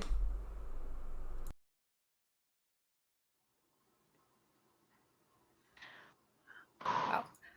Michaela did a fantastic job so far this season. Another one of our VML that's been playing since season 1. Make sure you give her a follow at Mythic Michaela on Twitter. A phenomenal cosplayer, besides being a phenomenal Magic player.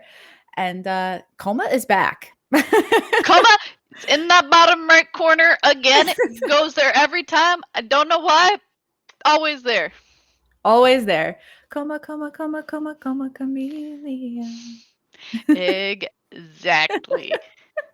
So we did have the pleasure of watching this deck earlier in the evening, but we're going to take a quick look over everything again. This is a Teamer Adventure deck. As Beky had pointed out earlier, we dropped the ultimatums, picked up cards like Saw It Coming and All Runs Epiphany, along with our Goldspan Dragons, kind of very much more creature-oriented, concentrating on the adventures, card advantage with Edgewell Innkeeper, and just an all-around pretty solid build. Yeah, it's very cool to see how the decks have changed with the inclusion of Kaldheim. I said this already. It's a little hard to talk about the same deck, same player over again, but for those of you who missed it, continue to be impressed with how this deck that was so strong and has been so strong basically since Eldraine came. And we see most of the cards are adventure cards, are cards that synergize with adventures. And then we just have some other things from different sets kind of sprinkled in on top, especially Kaldheim. We're seeing the inclusion of Arlen's Epiphany, Goldspan Dragon. And we saw a deck kind of similar to this. Naya, only one color off, is playing just white adventure creatures instead of blue adventure creatures and the other blue spells. Is playing a little bit different of a game plan, but has the same kind of explosive style of play that this deck is likely going to have with the inclusion of things like Goldspan Dragon and Arlen's Epiphany, just to have a little bit of a different spice in this Teamer version compared to the Naya version that we just watched. Yes.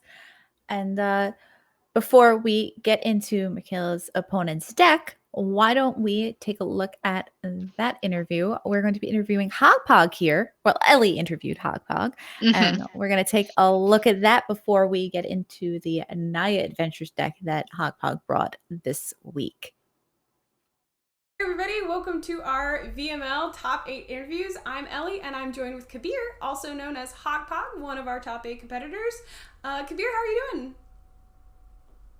I'm doing pretty well, thanks. Awesome. Well, tell our viewers a little bit about yourself. Sure. So I've been playing Magic for 6-7 years. Competitively for like 4 years, on and off. I took a break for a couple of years in the middle. I used to stream and then stopped streaming and then got back into streaming like a couple of weeks ago. Yeah, both constructed and limited. Limited is much more my forte than constructed, but I do a little bit of both. Oh, and I teach a Magic class at the college I'm at in Ohio. Oh, that's awesome. That's really cool. Also, we have things in common, like our share of limited, or our shared love of limited. I love that. Rooting for you already. So, tell me what has been your favorite moment in this tournament so far. Sure. So my favorite moment was moments before I lost my round 6. Managed to pull off a fun combo with Reverend Hoplite and Mystic Reflection and make 128 tokens, if memory serves, only to die the next turn to Kazul's Fury for lethal. So it was a good time. Well, that's awesome. So tell me a little bit about what being in the VML, participating in this league has meant for you. Sure. So being in the VML for me was like always about getting to know other cool people of marginalized genders in Magic, and not so much about competing and like prizes. So I got to test and play with a bunch of cool people, and so I really loved that, and it was really important to me. And like, I mean, I would come back again if and when the next VML season happens, because that experience has been fantastic. Well, I technically can't reveal anything, but anyway, thanks for sharing that with us. Super appreciate your time. Good luck in the rest of your tournament, and I hope you do well. Thank you. Can I just say, I love Ellie just going, well, I can't reveal anything, and just dead. I didn't know that Ellie was gonna do that. That was really great. I was hanging on her every word after that, and she didn't say anything though, so there was nothing for me to hang on. So I kind of just fell. So I have so much I want to say here. So the first thing I want to say is that I think it is amazing how obvious. Like I also asked Kabir questions for this slide, as well as listening to the answers that she gave to Ellie during this interview, and I can tell just how passionate Kabir is about this class that she teaches at her college, and how involved she is in teaching other people how to play Magic, and it is truly inspiring to see somebody get to this point in our league who is so passionate about the game and passionate about sharing it with other people. And I find that really inspiring and really beautiful, and I'm really happy that you're sharing the game of Magic with other people, Kabir. Yes, Kabir, big props for that. To just kind of make friends through Magic and extending the gathering so far. It's really it's a fantastic thing, and it's a wonderful thing that you do, and I'm so happy to have you here. So. And I also excitingly got to cast that match. It was a surprise to me. I came in kind of last minute as a surprise fill-in and got to commentate the match where you did make 124 or 28 128, I think it was. Yes. And I was like, what happened in the week that I wasn't casting? What just happened? Oh my goodness. Is this the new thing? Is this the hotness? It was so exciting to come in and just in time to see that amazing combo. One of the coolest games of Magic I think I got to cast and watch this season. So very cool that it was a shared experience for both of us. That is pretty awesome. But Kabir choosing to submit a Naya Adventures deck, which was very popular amongst our top 8, I believe 4 of the players, although a couple slightly different builds. Naya Adventures was the overall most dominant deck here in the top 8 of VML. I see a Mass Vandal hanging in there too. Kind of we see no Shajiri's Shelters, and we see no Unleash Furies, which we saw very in a flurry take out Bruns just recently. So very cool to see the difference in the same deck name, but obviously a very different style or approach taken into the deck lists that are submitted. We also see Yusharn, Impassable Earth, which was kind of a historic mainstay, a very exciting card for historic that has been very important, but cool to see it slide into these decks in standard. I love it. I'm ready to get this going. Yeah, I'm excited to see something similar to what we just watched, but also see a new and exciting change to it and kind of see where the differences really shine. Yes, and we will be watching this match from the side of Mythic Michaela, who is playing the Teamer Adventures deck. So excited to jump in here to the action. Let's get going. Actually, about that, my name is Phoebe. I'm sure everybody is able to hear my lovely voice at this point in time. So, hello. I am, of course, your Productix Adepta, and I'm here to let you know that due to some minor technical difficulties, we will be joining this match in progress. So, take it away, girls. Thank you so much, Phoebe. It's funny because Phoebe is normally the voice inside our heads. So when Phoebe talks, well, oh my goodness, nobody else. Every once in a while, I'm also in my own head. So let's go with that, okay?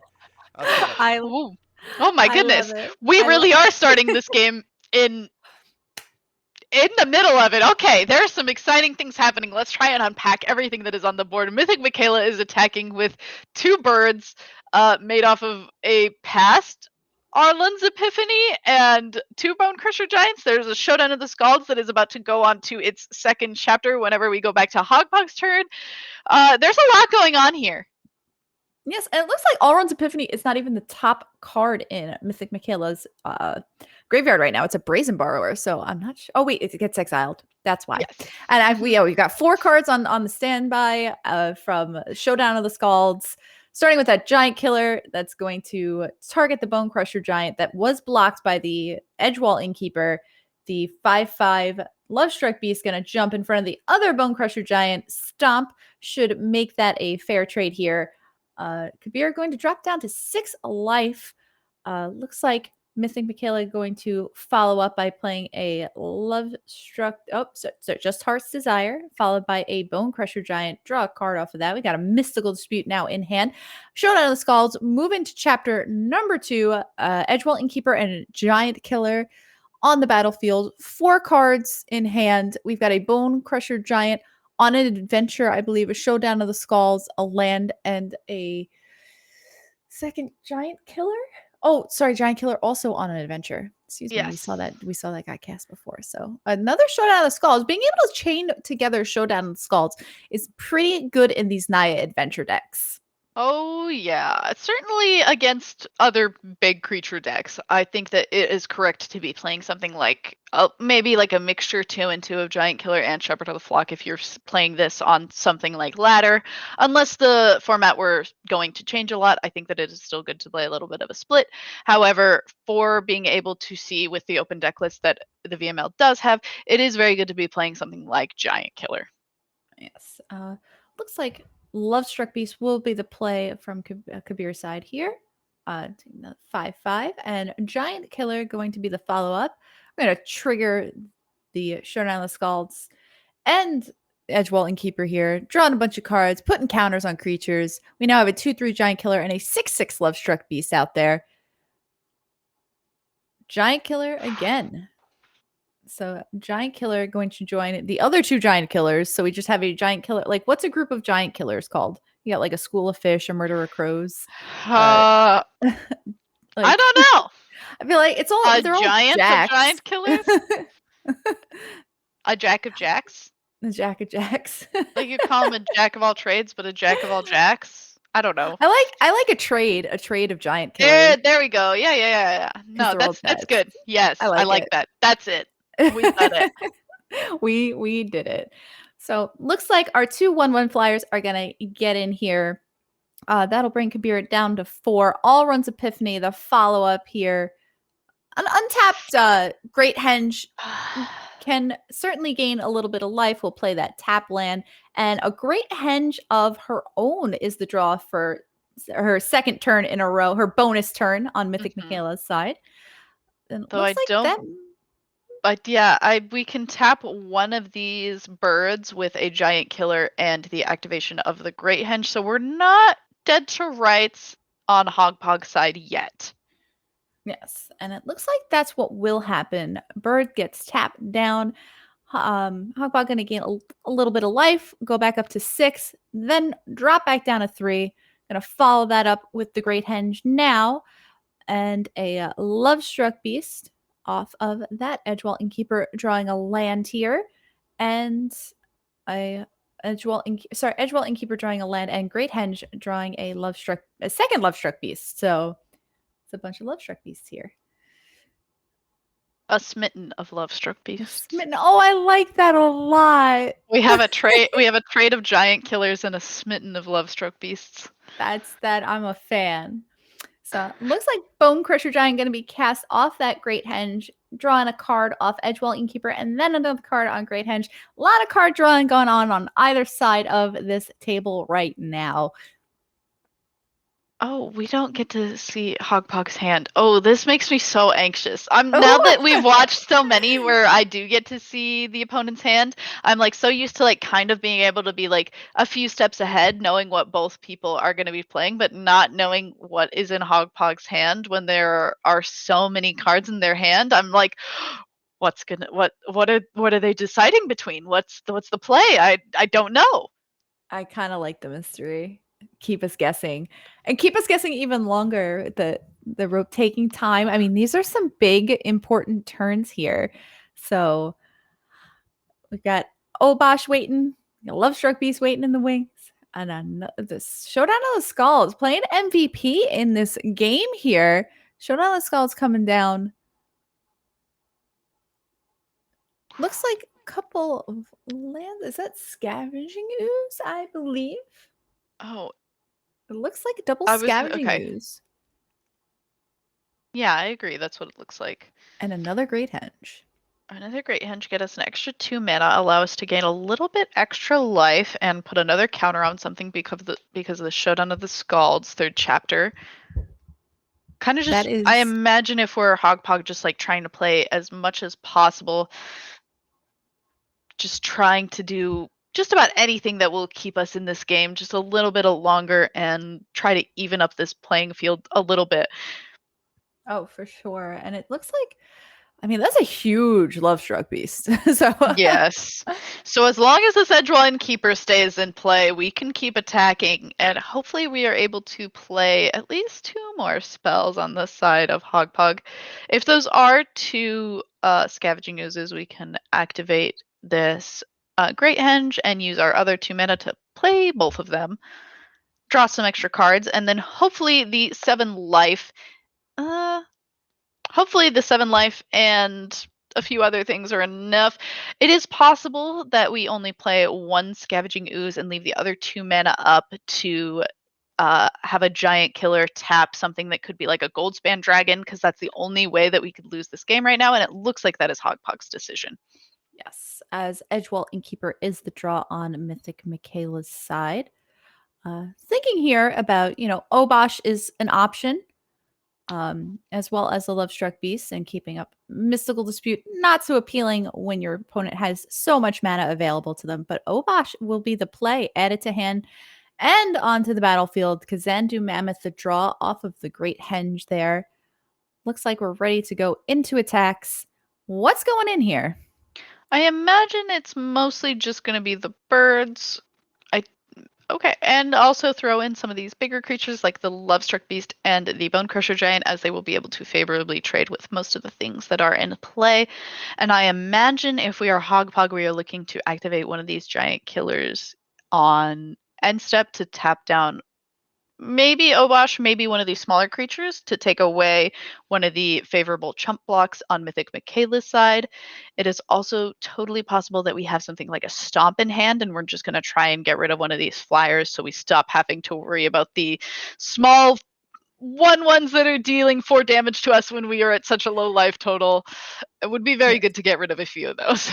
Because that definitely does add up here. And life is something that is on the docket for Kabir, because she has the Scavenging Ooze in play. So we are waiting for that Scavenging Ooze. Getting to untap with a Scavenging Ooze would be pretty sweet. And it looks like that will happen here, as Edgewall Innkeeper is the play to Mythic Michaela, drawing a mountain. And that'll do it for this turn. Passing the turn back. Before that happens, we're going to tap down that Obosh. Yeah, it looks like Hogpog is deciding to try and do something that's going to allow a little bit of extra damage to get through, hoping that this Lovestruck Beast is able to connect and deal some damage this turn to hopefully even up the life totals a little bit. Yes, I mean, 24 life is that's a good amount of life. But that is, and both players having Great Henges in play means that they're both able to continue to play spells, play creatures, make them a little bit bigger, and also gain a little bit of life, which very good for Hogpog, kind of just a nice little buffer for Mythic Michaela, and is probably going to lead to this game either ending next turn off of a good draw from Mythic Michaela, or a really, really long game where Hogpog is trying to crawl back into it from 5 alive. Yes. I'll tell you, these Showdown of the Skulls have definitely done some work on Hogpog's side. For a little while there, Michaela was going wide. Hogpog, if you remember, just a few turns ago, had 2 creatures in play. But now Hogpog's creatures are outclassing Mythic Michaela's. Except for none of them have reach. We are still in a little bit of a unfortunate position where we don't have a very clean answer to the 4/1/1 flyers that are in the air from Arlen's Epiphany, but it looks like we are able to just tap down everything and swing big enough to take it down. Showdown of the Scalds. We saw it do explosive things with Unleash Fury for Abby, doing some explosive things for Hogpog as well. Mythic Michaela was in a great position that game to just try and get through those last points of damage, but Hogpog finding the line, using all of the giant killers to really tap down every blocker that Mythic Michaela could have had and end the game.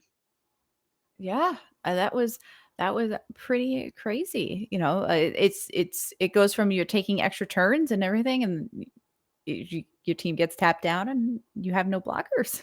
Yeah, that's one of the situations. Yeah. Went 0 to from 60 real quick. Mhm.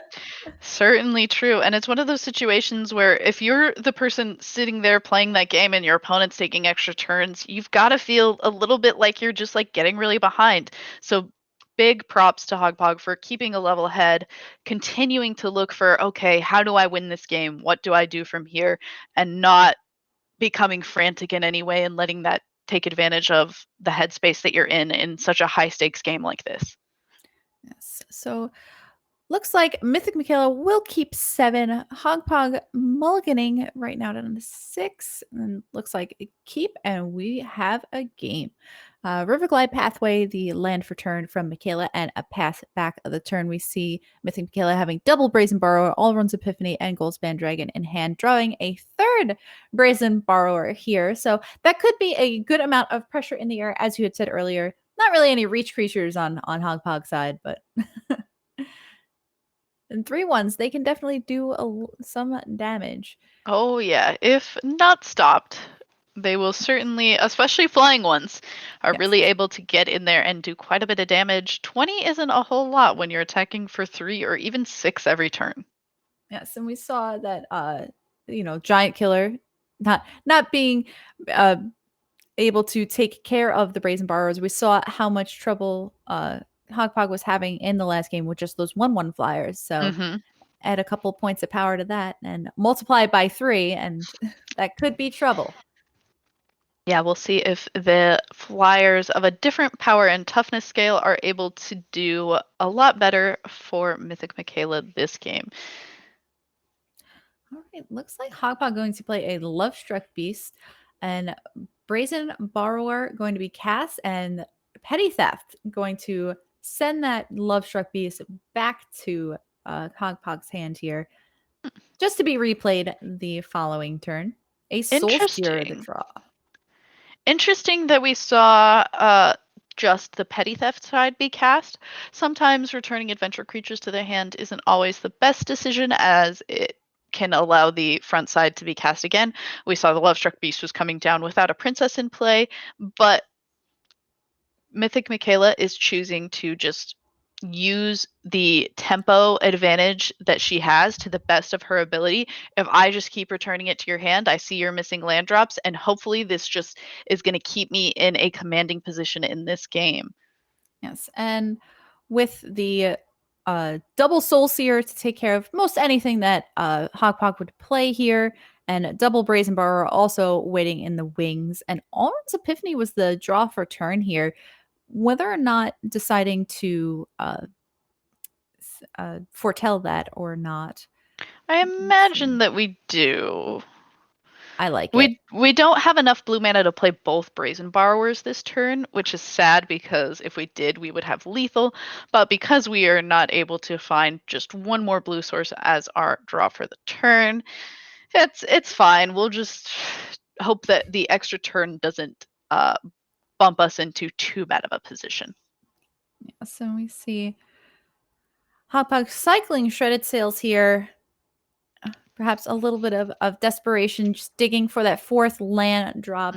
Missing your 4th land and an entire color doesn't feel great. As of right now, Mythic Michaela hasn't had to worry about cards like Stump or Fire Prophecy.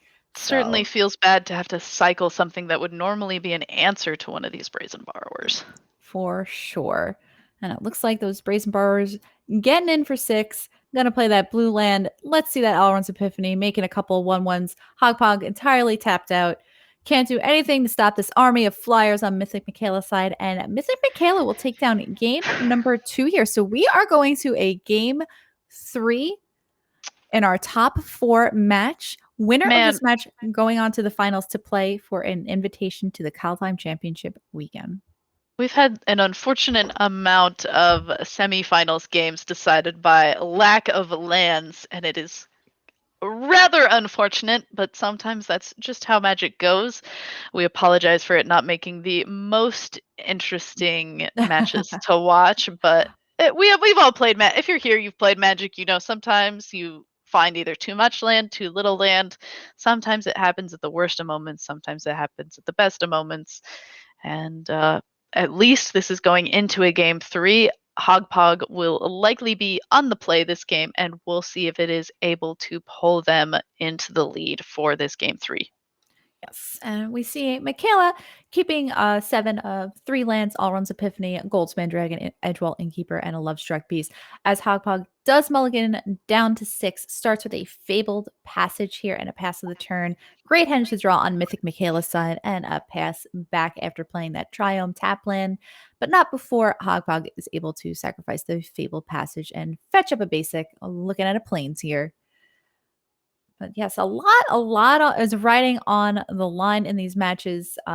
Just a reminder, besides the Call Time Championship Weekend invitation, we also have a $3,000 US dollar cash prize pool and Channel Fireball Pro subscriptions.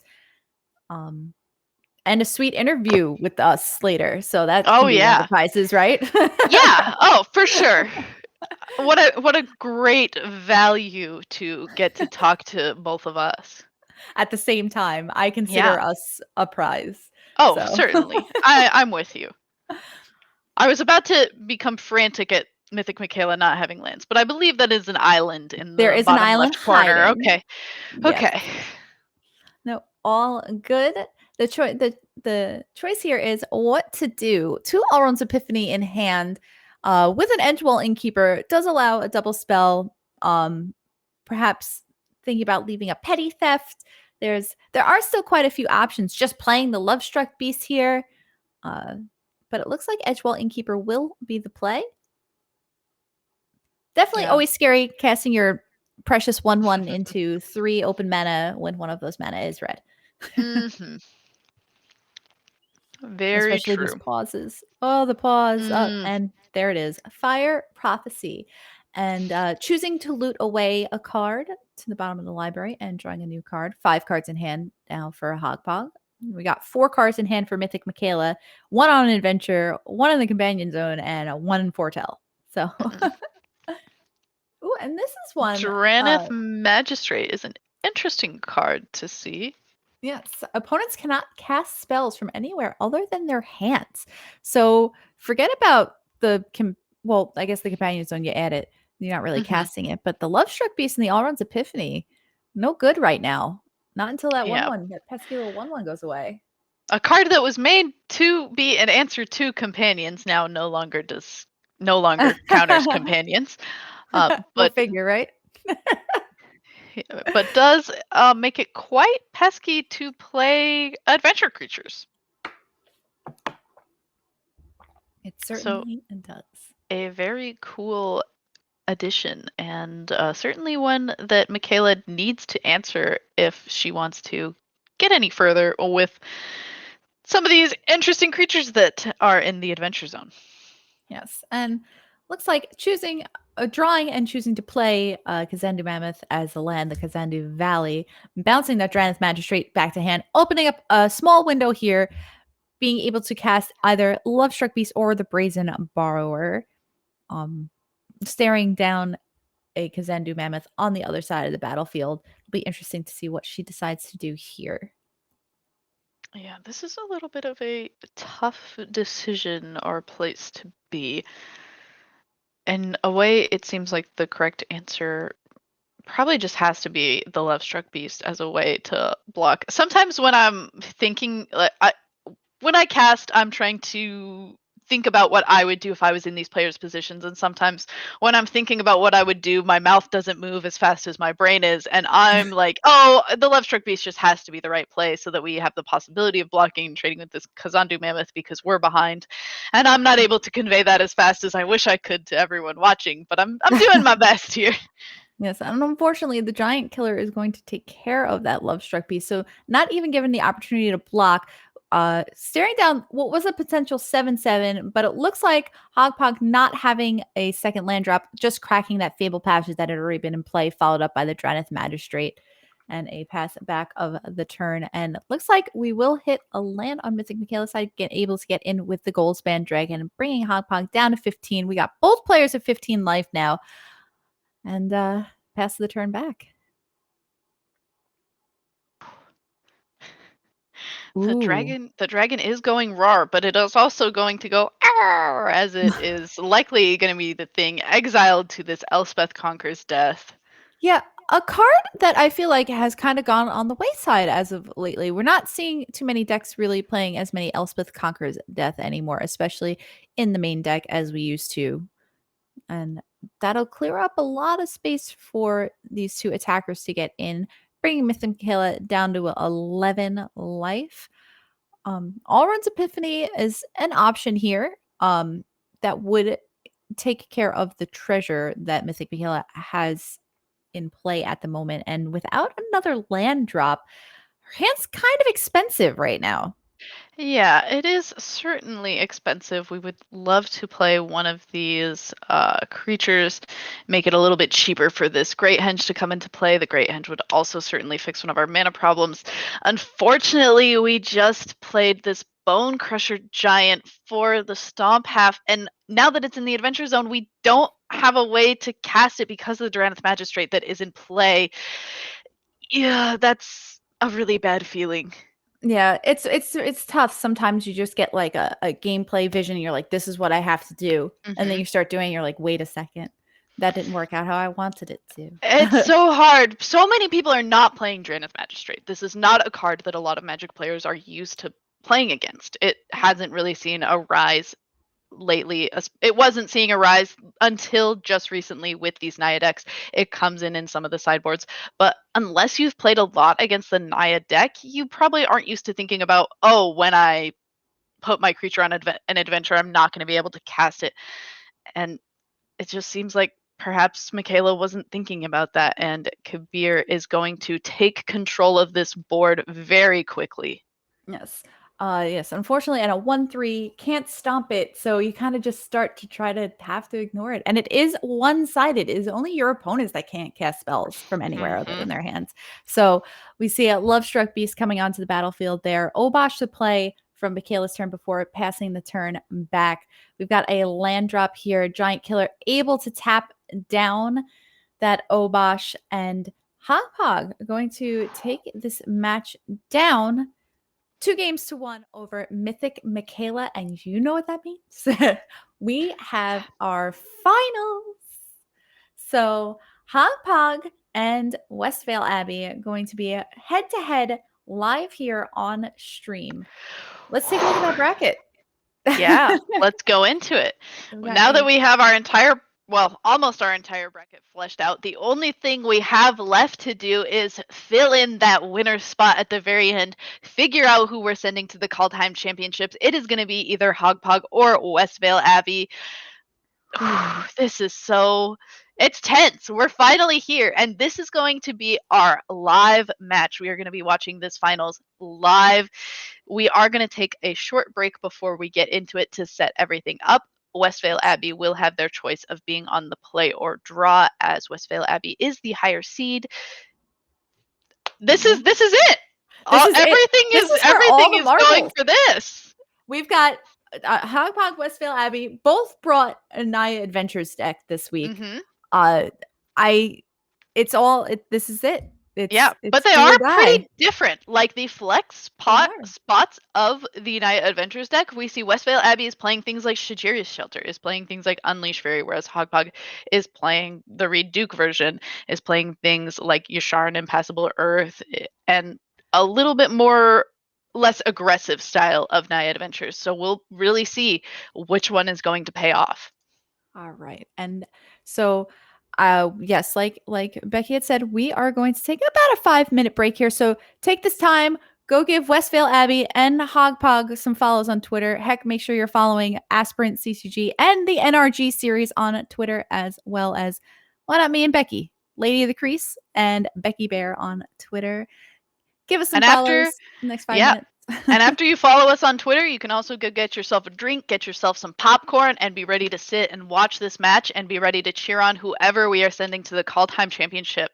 Oh my gosh, we're sending one of these two players is going to the Kaldheim Championship weekend later on this month. I am stoked. I cannot wait, but we're going to have to wait. So see you on a few.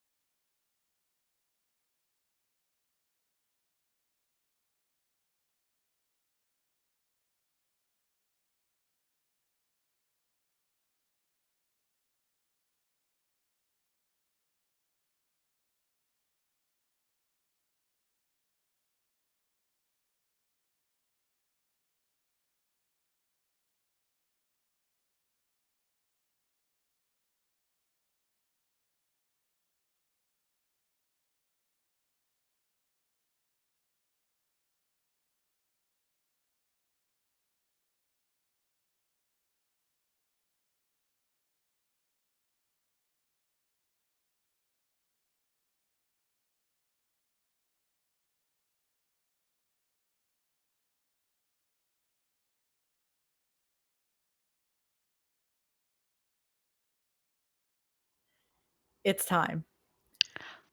It's time. It's time, Apollo. It's time. Apollo's there now. He's there now. He had to come to front row watch. seat. He does. He's waiting. I guess like it's We're like a second waiting. row seat, but we are waiting. I was gonna say patiently, but it's really not so patient because I just really am so excited to get into the finals.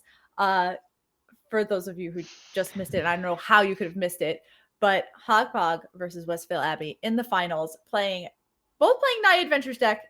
Definitely some differences between the two decks. Cannot wait to see both of these decks in action. It's going to be an absolute slugfest, and I cannot wait. We are going to crown a champion here tonight, very, very, very shortly, and send somebody to the Callahan Championship weekend. He got so hype he had to come by me. Hello, I see that. Are I'm you just so excited? Yeah, I know. Look at the tail. I love it. Besides the Callahan Championship weekend, which a big shout out to Wizards of the Coast. Thank you so much for that prize support. We also have a $3,000 US dollar prize pool that will be split amongst the top 16. And we have Channel Fireball Pro subscriptions going to our top 8. So huge shout out to all of our prize support. Y'all are fantastic. Let's check out our decks. Our finals decks here. We're going to be looking at Hogpog's deck first. This is the one Abby's deck first. Mm-hmm. Abby is the had played against Bruns earlier in the semifinals and defeated them to move on to the finals, playing this Naya Adventures. Let's focus on the difference between the two they're both playing Naya Adventures. So let's focus on the things that are going to be differences that are probably going to make or break this. So namely, Abby is playing again the Sigiri's Shelter and the Unleash Furies. I don't know if you can hear Apollo panting below me, but if you can, I apologize. He's very excited. As well as 4 copies of Giant Killer. So we are likely to see a whole lot of giant killing, which hopefully is going to take out some of the bigger creatures on Abby's opponent's side. Things like the Bone Crusher Giants, the Lovestruck Beast, and the Goldspan Dragons. And then I believe Abby is playing 4 copies of Showdown of the Scald, where I believe Kabir might only be playing 3 copies. Yes, that is correct.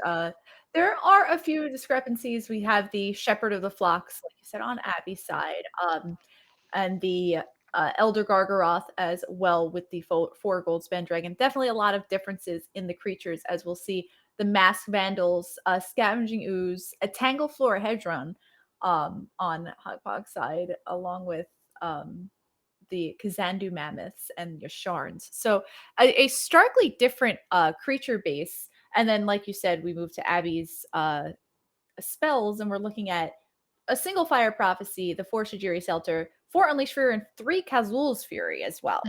So a lot going on here. But we see go for it. Oh, sorry, 2 Dranith Magistrate in Abby's sideboard. Yeah. So. Abby's deck is certainly saying, I want to win in explosive fashion on 1 turn. Whereas Kabir's deck is probably going to take the seat of the more reactive side and trying to say, I'm going to play around the things that I think that you might have, and I'm going to hope that I'm able to swiftly answer the things that you put onto the field and they won't cause me too much trouble. Can we go quickly to Kabir's sideboard or deck and slides so that we can see just the exact differences that we have already mentioned? So we're getting to see the Giant Killers, the Masked Vandal, again, a very interesting, normally something that you would see as like a draft common, uncommon, and cool to see it sliding into the main deck of this Naya Adventures list. Does some interesting answers to things like Showdown of the Scalds, namely. So very cool to see that in there. The Fire Prophecies, probably going to be some good swift answers to some things on Abby's side. And just a few other little one-ups that might be a little spicy to see coming down. Well, there are 4 of the Great Henge in Kabir's deck as well, which definitely supplies the card advantage and everything. But yes, a lot of one-ups in the sideboard here. Definitely going to be interesting to see how these players sideboard and battle it out, and how these matches are gonna go. Will Kabir be able to kind of keep Abby's fury package here in check, or will Abby be able to just kind of, I was gonna say run amok, but that's a totally different Magic card. So Yeah, different card. will Abby be able to unleash her fury? How's that? There we go. Yeah. I am so excited. I cannot wait to get things rolling here. Are we ready? Is chat ready? Yes, Oh, I is think we are chat ready. ready? All right. Let's do it. Get into it.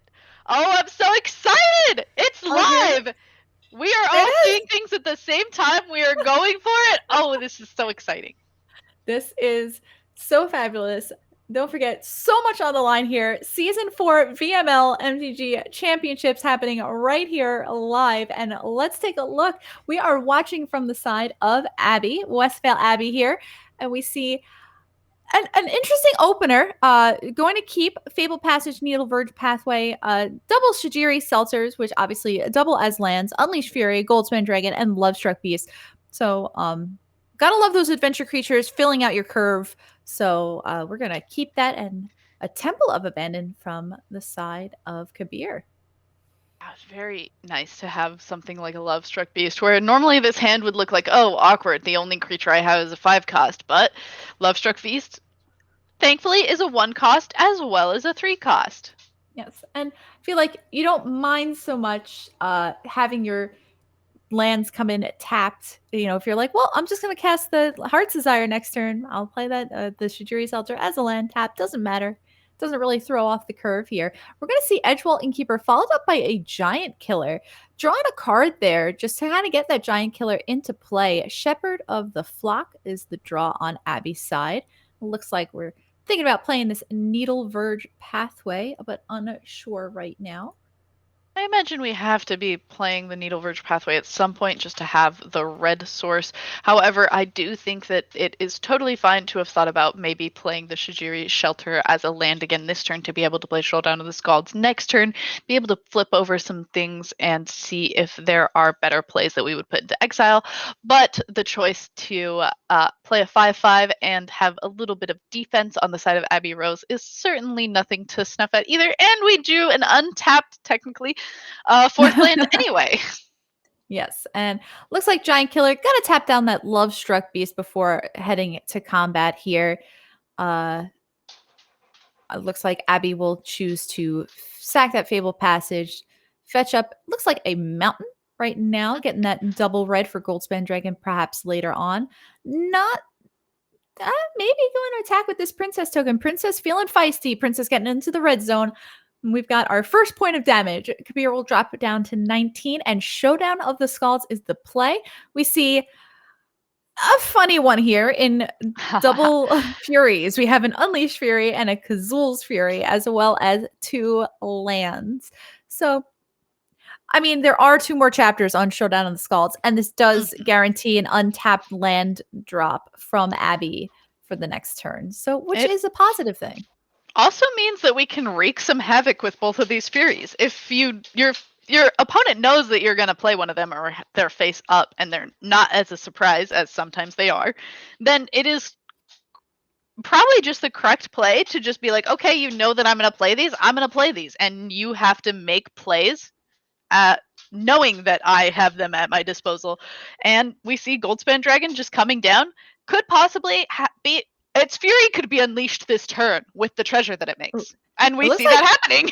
Everybody is getting in here, including the Princess. So that was some crazy tapping here. And we've got double Unleashed Fury. Gonna double up. Didn't matter. That 10/5 is now a huge, a huge big creature. dragon. 22/6. So that was a turn 5 kill for those of you who were watching here. That definitely shows what this deck can do. That shows what Abby Rose's deck can Yes. do. They are both playing Naya Adventures, but we see the difference in playing something like Unleash Fury and how much of a difference it made. It just won her that game in such an explosive manner. Yes, and we'll see some sideboarding here. Those Draneth Magistrates, like we had said earlier, coming in. Some Scorching Dragonfire is coming in as well. It looks like wanting the wilts between Kabir's Showdown of the Skulls, Great Henges, and such. Definitely a good utility card. Elder Gargoyle sticking around, Goldspan Dragon still sticking around. Doesn't want the Scavenging Oozes. Shepherd of the Flock, a bit underwhelming here. Any thoughts on? It's interesting to see that the red cat melees aren't coming in. I feel like anytime you see the card Goldspan Dragon in any of your opponent's decks, that's one of the first things that I would want to see coming in. Red cat melee, nice 1-mana answer to a 5/5 that would keep a lot of crazy things from happening. That's typically one of the first things that I would want sliding right into my deck. But that's maybe not exactly the thing that Abby Rose wants to do. Probably just maybe saying that the Unleash Fury package seems to be a game one strategy, like, oh, I'm going to win in explosive fashion, and now you're going to be scared of it for the entire next game, even though it's not in my deck. You get to see my 75, but you don't get to know how I sideboard. So now that I have shown you that I win with this crazy package of Unleash Fury and Goldspan Dragon, we kind of get to just like play this game of you wonder if I have that combo in my hand the whole game or not. Yes, for sure. It's like it's just like you're gonna play around it, even though I don't have it. So. But it looks like, all right, Abby is going to keep 7 here. Kabir going to be on the play, also keeping 7. Starting off with a Heart's Desire and a Pass of the Turn. And we'll see a land, the draw for turn from Abby's side. Just a Mountain and a Pass back with a Wilt in hand, a Showdown of the Scalds, a Bone Crusher Giant, and a Giant Killer. Princess will get in the red zone, bringing Abby down to 19 here. And thoughts of what will happen here in the second main phase. We'll see what Kabir decides to do. Thinking about a land drop, I'm sure, or perhaps another 1-drop in hand, like an Edgewall Innkeeper or another Heart's Desire. Looks like second land and Draneth Magistrate making the entrance. Cannot stomp that one. So another land the draw here on Abby's side as well. Yeah, it will be interesting to see. We saw Draneth Magistrate was a huge force in causing Kabir to win the match prior to this one. So we'll see if Draneth Magistrate is able to be as much of a force in this game as it was in the last game.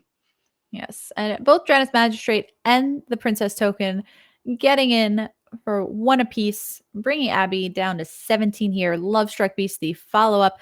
Nothing really good to be able to do there. Stomping kind of makes your Bone Crusher go off into the abyss, so can't do that.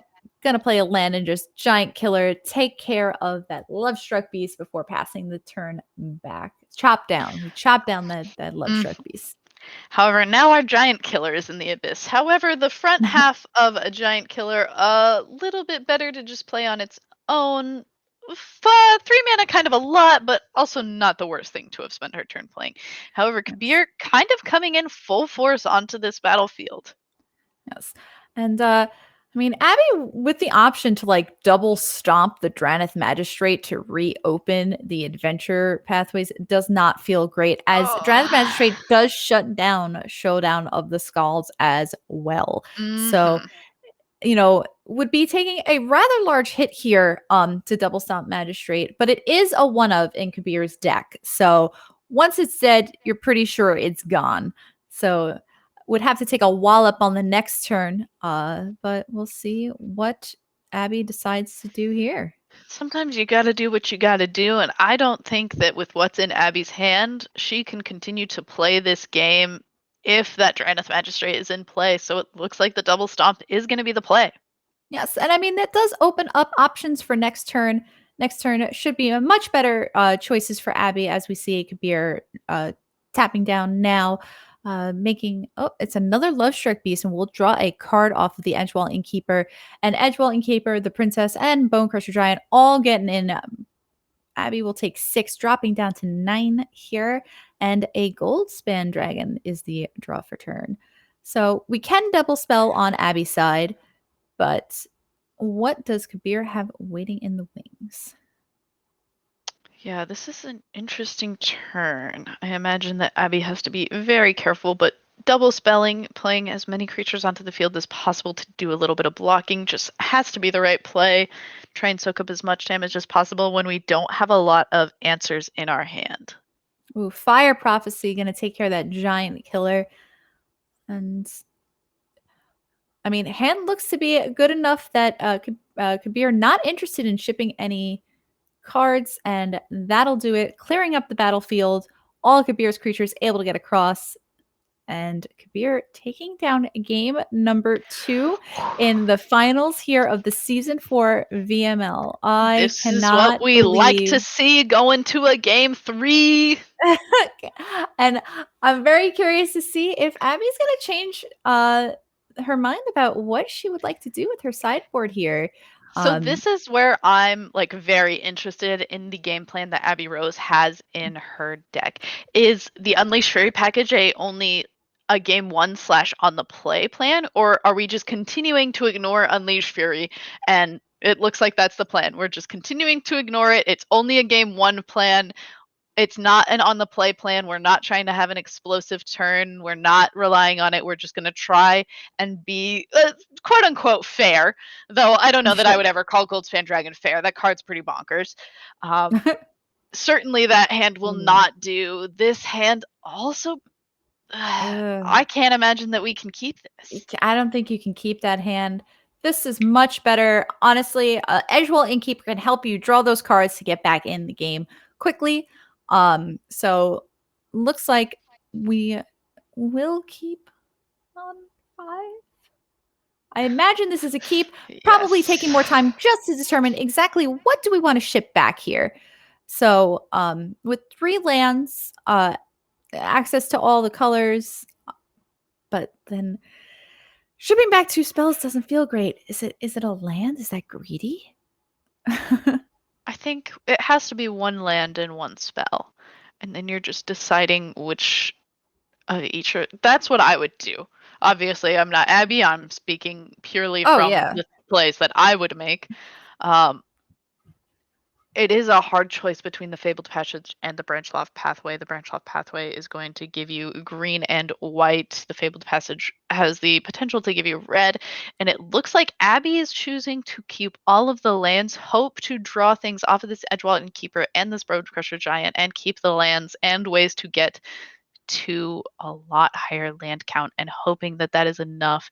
However, we'll see just how these mulligans end up going. Sometimes you put a creature on the bottom and you draw it anyway.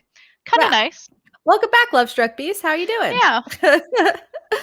That's Love Struck Beast, smitten with Abby, comes right back into hand. It is true. It is true.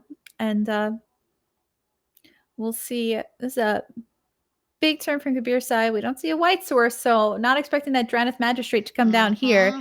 But Stomp will take care of Abby's Princess token before passing the turn back. Bone Crusher Giant, the draw from Abby's side. And looks like Edgewall Innkeeper gonna put his neck out there. And we'll see if he lives.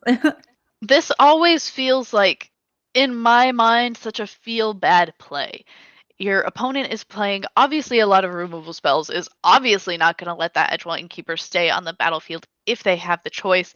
And you're trying to use as much of your mana to the best of your ability as possible. Thankfully, this Edgewall Innkeeper lives, and we're able to stomp face and get as much value out of things as possible. However, had that stomp been used onto the Edgewall Innkeeper, that could have been disastrous for Abby, having mulliganed and not being able to get some of that value back.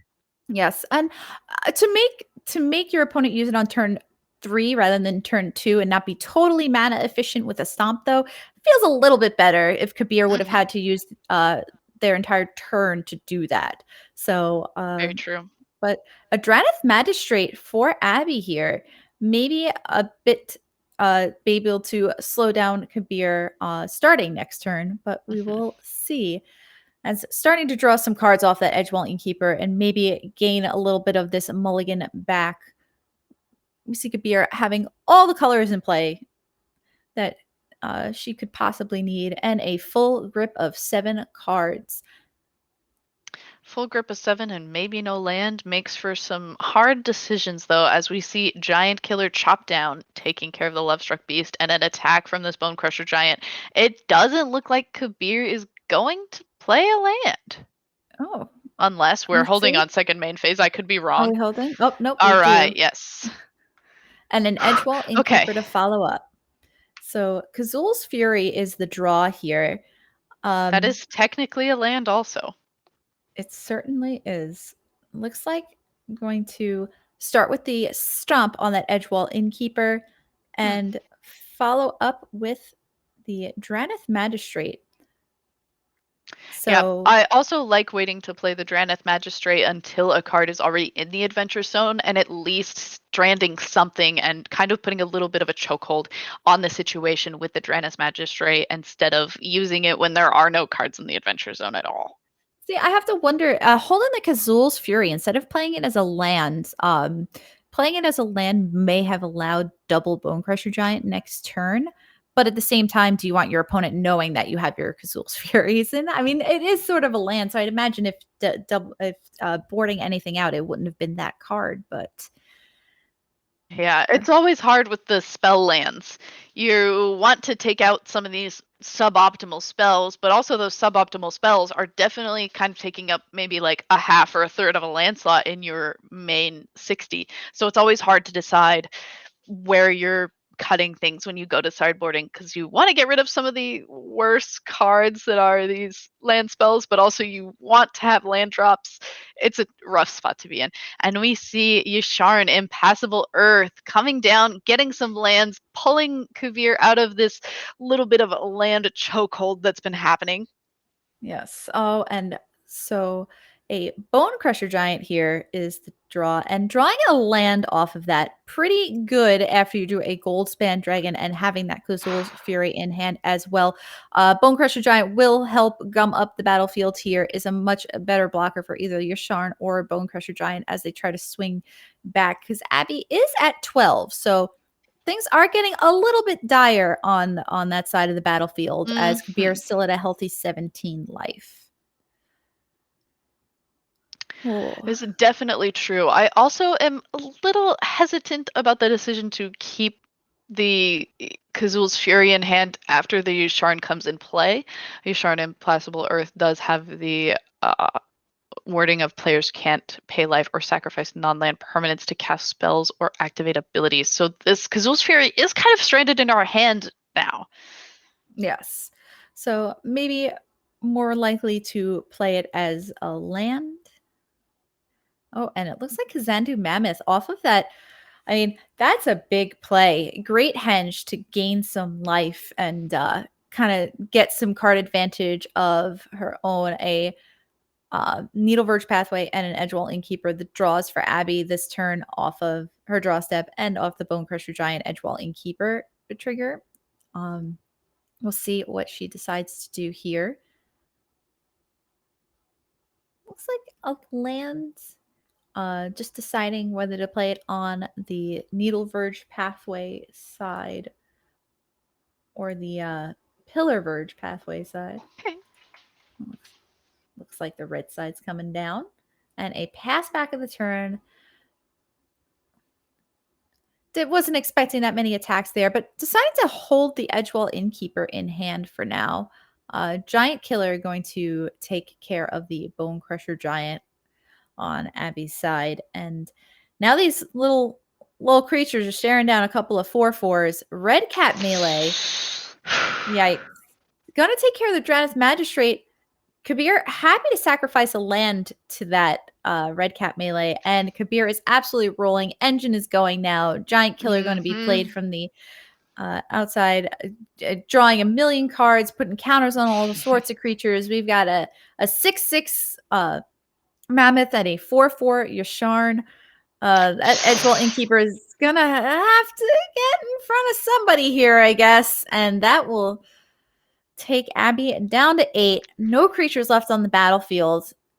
Love Struck Beast, making a princess and making another princess. So we got 2 Love Struck Beasts waiting in the wings. We have Shijiri's Shelter, Edgewell Innkeeper, Kazul's Fury. Looks like gonna play that as a land. Edgewell Innkeeper coming down, and Goldspan Dragon to follow. Unfortunately, at 8 life, with double Giant Killer on Kabir's side. Ooh, and a red cap melee to top it all off. I think that is going to do it. Yeah, Looks like Giant Killer tapping down Edgewell Innkeeper, and Kabir Kamanchandani is going to take down VML Season 4, our champion, taking it down with Naya Adventures. Very good run. Abby played phenomenally. We saw the raw power of that deck in game 1, and unfortunately, mulliganing to 5 usually doesn't work out too well. So it's a painful way to go, but very well played by both sides. Congratulations to Abby on their finish, and a huge congratulations to Kabir, who will be participating in the Call Time Championship weekend later on this month. I believe it is a weekend of March 26th and 27th. Hog. Kabir, congratulations to you. Fantastic. We need to get Kabir in here for an interview, which we are also doing live in a little while. But before we are able to do that, would like to go over again big thank yous. Like, there was a lot of contributors to the VML season 4, so we appreciate everybody that has been here and supported us. So Max, our in-house judge, part of NRG series, make sure you're following them on Twitter as well. Phoebe, obviously you got to hear her lovely voice before, and Rogish, who helps run Aspirant. So a fantastic job, all of them. And then our fabulous production team, obviously. We have the most wonderful what the Ruin Crab to My Fable Passage, right? Yes. Beky Bell, Caroline Kavanaugh. We have Ellie of the Veil, Hi You, me, and Skyvilles. I'm imagining that was in alphabetical order. So it was in alphabetical order. I almost said Nicole, but I was like, wait. Yeah, I didn't know what people wanted put, and it was a really busy week, and I just put what everyone had me put at the start of the season when we did our little caster announcement. It's I had a lot of things to do this week. I'm so happy. It's me. You should. And then a big thank you to MTG Melee. They helped us do our signups and everything and get that going. And real quick, if you are interested in the VML, type ! join VML in chat for more info. Feel free to reach out to any of us here on Twitter or on Discord. We'd love to answer your questions and open the VML to all people of marginalized genders all over the world. So it's pretty fantastic group we have here. We'd obviously like to thank all of you, all of our patrons, all of our players, and all of our viewers. And a big thank you to our sponsors, Aspirant, Channel Fireball, Nerd Rage Gaming, and Wizards of the Coast. I don't know if I need to remind anybody again that we had a $3,000 prize pool on top of just like everything else. I know, it's so fantastic. It was a $3,000 US dollar prize pool. We've got the invite to There we go. Invite to the Kaldheim Championship weekend and a 1-year subscription to Channel Fireball Pro. Strixhaven. The top 8 gets weekend. the top 8 gets invites to the Strixhaven championship weekend. All right. So Yeah, yes, never mind. and then 1 month subscription to Channel Fireball Pro. But everybody in the top 16 is getting some cut of that $3,000 prize pool. So wow, I a lot frantically was going trying to on. scroll to find the breakdown, but it's far up here. Well, it's We had a breakdown. I can't find it. I apologize. If somebody in the chat is great at math. I mean, I know that we had like it's 25% to first, 15% to second, and so on and so forth. There was a whole percentage breakdown, but I don't know how it worked out with splits and things. So, but yes, Abby, a fantastic showing tonight. Just such an honor to be able to watch and cover all of these phenomenal Magic players throughout the season. Y'all make it real easy to do. Honestly, it's quite the experience. So thank you all for this opportunity, and thank you all for being here and supporting our awesome league.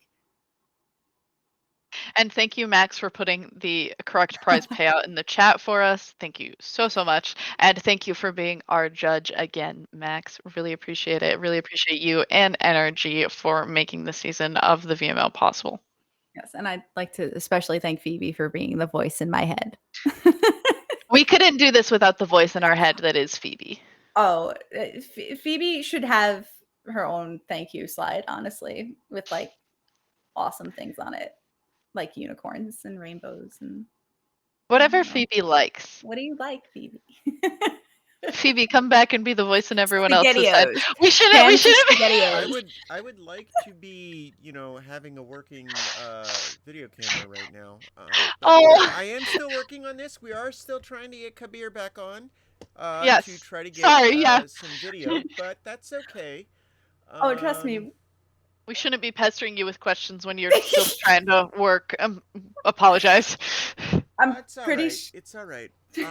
So let me just get back to this. Oh God, it's on fire. Hold on. Oh God. Oh no. No fires, please. No. Nicole, what was your favorite part of this season of the VML for you personally?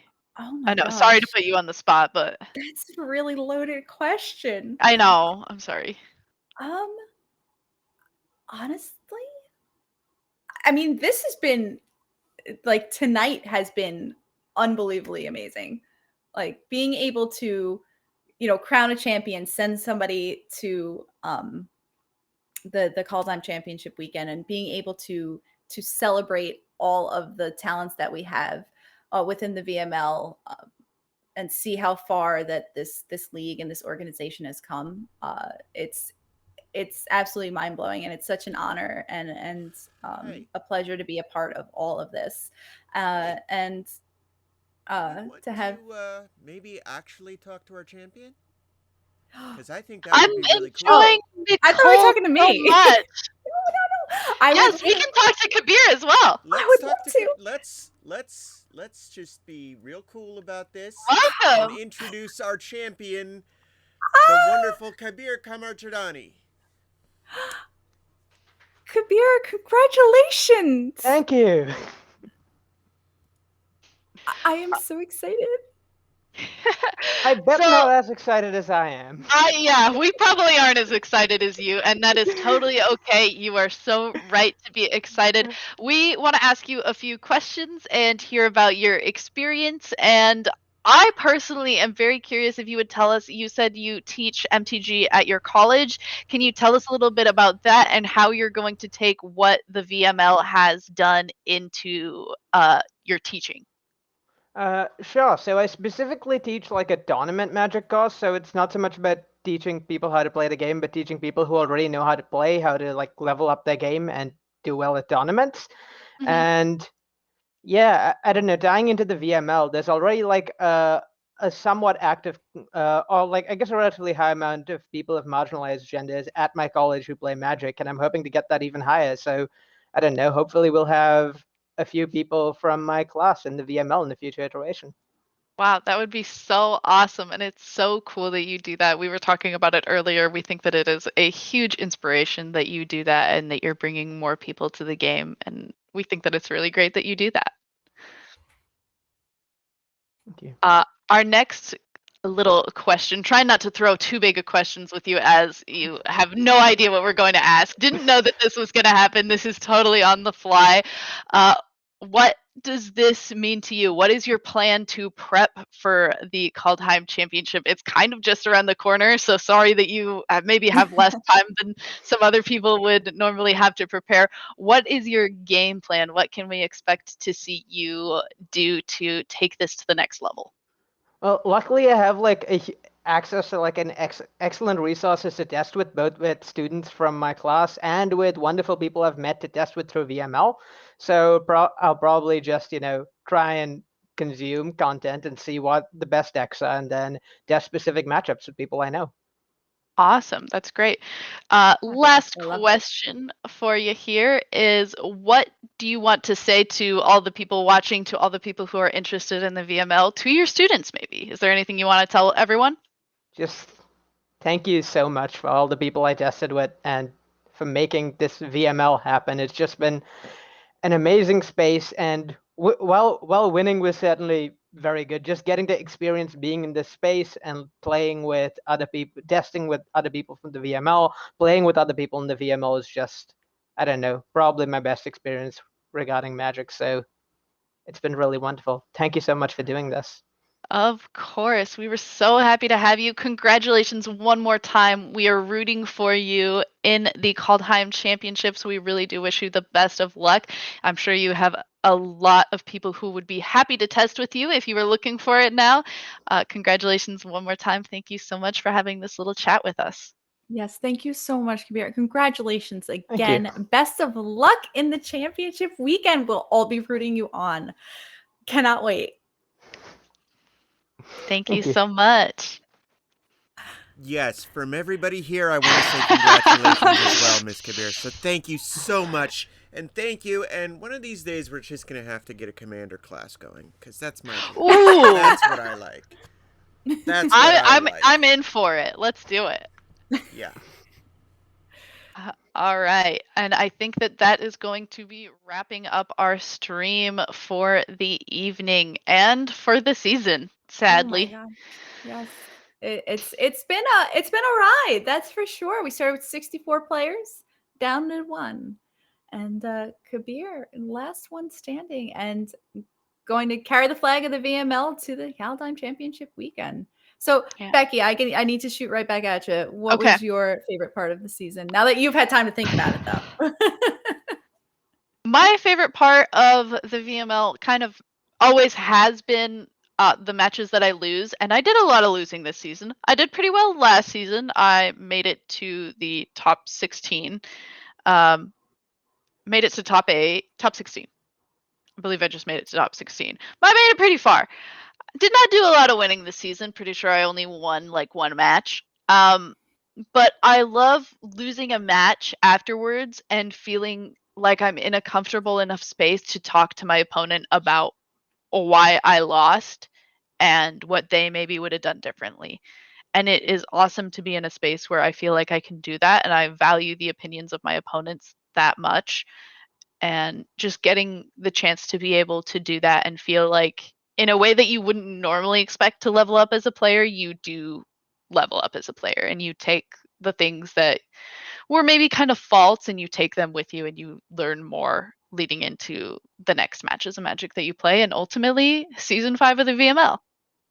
Yes, and that is on the horizon. Make sure you're following Aspirant CCG on Twitter and Twitch to get the next updates that we have for the future of VML. So we're sticking around, all right? Can't get rid of us that easily. We're here to stay. We are here to stay, but not for tonight. Tonight we're not here to stay. Tonight we're here to go. Tonight we are wrapping it up. Tonight we are wrapping up. Watched a top 8. We named a champion. We are ready to snooze and prepare for season 5. Yes. So thank you everyone again for joining us. Again, a big thank you to Nerd Rage Gaming NRG series on Twitter. Make sure you give them a follow. Big thank you to Channel Fireball, to Wizards, to our fantastic production team here, our casters, our players, our patrons, our viewers, MTG Melee. Big thank you to all you who are still here, and a huge thank you to Phoebe for making sure that our production goes on flawlessly every single week. Phoebe is an absolute Flawlessly? Nobody said anything about flawlessly. Flawless. Ah! As far as everybody knows, it's flawless. So yes. Phoebe is flawless. So wonderful job. Thank you all for all of the love and support and for being here, because without you there would be no VML. So season 4, that's a wrap. That's a wrap. Thank you all so much for coming, for hanging out with us, for being viewers, for coming back and watching every week with us. Thank you so much, and we hope that you come back for the next season.